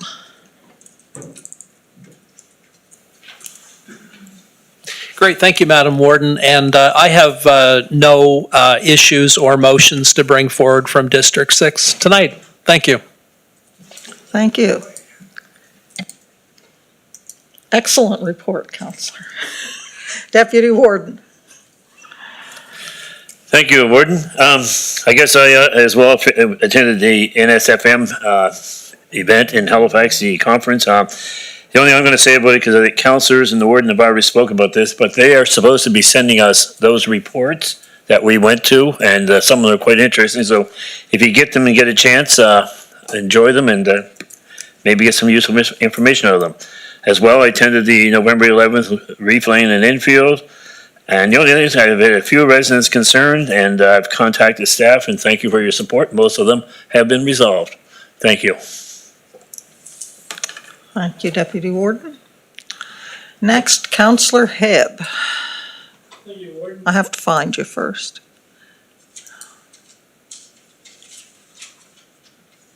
Go ahead. I thought mine was going to be short, but Councilor Merriam's shorter than mine, so. I attended the ceremonies November 11th in Elmsdale, and attended the meeting with Minister Scott Armstrong here on the 20th. Thank you. Thank you. Counselor Mitchell. Thank you, Madam Warden. Just a few items quickly. November 11th, I laid a wreath on behalf of the municipality and the residents of District 2. On November 20th, I enjoyed the police review with the Minister Armstrong. On the Saturday the 22nd, I attended the Heroes Awards and dinner for Branch 48 at the Elmsville Legion. On Tuesday, yesterday, the Colchester East End Library Board met in Truro. I enjoyed the event this evening with the keys to the municipality for Wyatt Sanford. On this Friday is the Elmsville Truce lighting at the square. The fun begins at 6. Hot chocolate, food trucks, and music. The lights come on at 7 with fireworks following.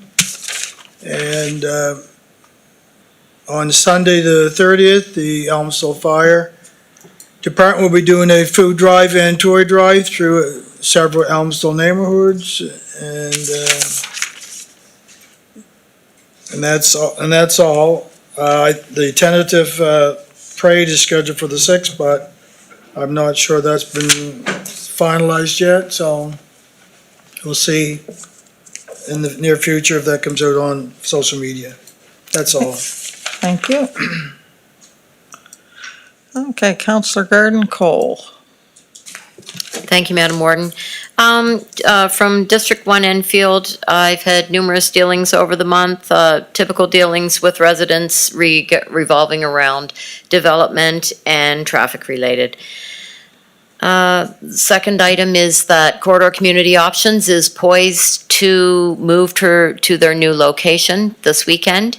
And I invite everybody all the public who's watching, to watch for their opening, which should be maybe in a week or so when they get things together, because it's an amazing facility, and people are going to love it. So it's very, very exciting time for them, very busy and very exciting. The tree lighting in Enfield at St. Bernard's Park is on December 6th. First, there's a Christmas party. Hopefully, there will be a Christmas parade, but that is tentative. And watch for that on social media, as Councillor Mitchell said. But there is definitely a Christmas party at the fire hall, followed by the tree lighting around, I'm going to say 4:30ish. So that's on December 6th. And she will be there? Yeah. Okay, so the town crier, Anita Benedict, will be there as well. So, yeah, something to look forward to. And other than that, I think my most important event this month was attending the Remembrance Day ceremony at the Cenotaph at the Enfield Church, where hundreds of people show up every year. And I'd just like to take this time to thank the veterans, the Legion members, and the volunteers who attend school ceremonies every year. It helps our youth to understand the importance of Remembrance Day. So we really appreciate that in the schools, and it's amazing considering that it started out so long ago, just how much the kids do know about it and respect it. So that's all because of the people who put so much time into it. And that's it for me. Thank you. Thank you. And last but not least, Councillor Rhino. Best for last. Well, anyway, don't joke. Anyway, November the 11th, I attended the Remembrance Day ceremony at the Maitland Fire Hall. On the day before, on November the 10th, I presented Brian Gorman of Gormanville with an 80th birthday certificate. And on November the 14th, I presented Marcia Harvey with her 80th birthday certificate, and they were both well received. November 20th, along with other members, we attended the meeting with Minister Scott Armstrong. After a couple of years, I don't know how many months, we finally have our speed signs up. Kudos, and I know I was very impatient here a little while ago, but they are up, and in the one that's particularly in Knoll, I'm getting good feedback. It is working. People have noticed a sudden reduction in speed when they see the sign. I think a few tweaks may have to be made to the one in Maitland, and Justy and I have talked about that, and he's been very receptive of the information that was passed to him. So I think that these traffic calming will help as a first start, and I'm hoping we can get a few more in there to better protect the public. So thank you to staff and being more patient than I was. Thank you. Bye. Thank you, Councillor. Well, that concludes business from councillors. We have one more thing, if I may. short, just I had a jotted on a different piece of paper here. go ahead. I just want to inform council and everybody that there's a brunch in East Gore, all you can eat buffet, and it is good. Yes. I'm there every month and usually meet the warden there, so if you can make it, certainly join. Thank you. It's tough. Sunday. It's tough for me because it runs the same time as church does. Well, I drive by church to get there. All right, we have one item left. Oh, Councillor Mitchell? So just want to give a plug for my neighbors. Carol's Corner Community Hall has a tree lighting at 6 p.m. on the 6th with a visit from Santa. Fireworks, crafts, mail draws.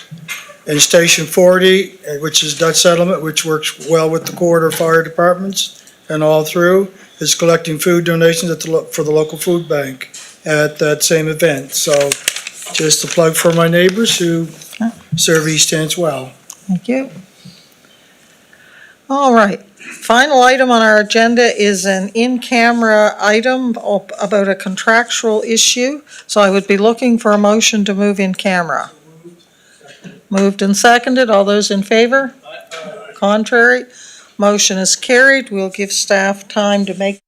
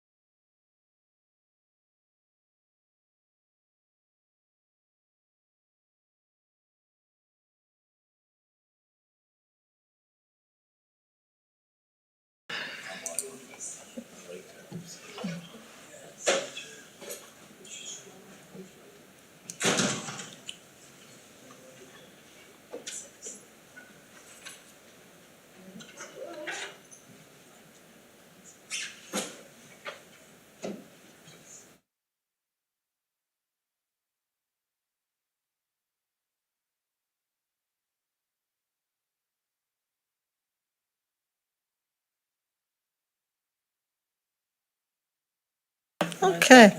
I would report that we met in camera to discuss a contractual issue, and out of those discussions, we have one motion coming forward. Councillor Merriam.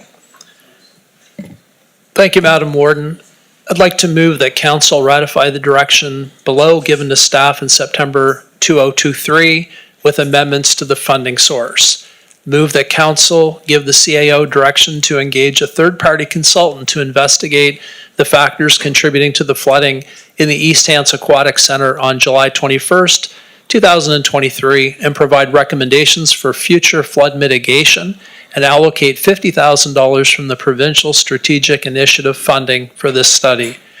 And that the council authorizes the CAO to expend funds necessary to advance the repairs of the East Hants Aquatic Center that will be reimbursed by the insurance provider. And that council approves the $50,000 deductible be paid from the Provincial Strategic Initiative funding. And that council authorizes the allocation of the $570,000 Provincial Strategic Initiative funding to include $400,000 to safeguard against potential future flooding and expenses identified in the report dated November 18th, 2025. Seconded by Councillor Hibbs. Is there any discussion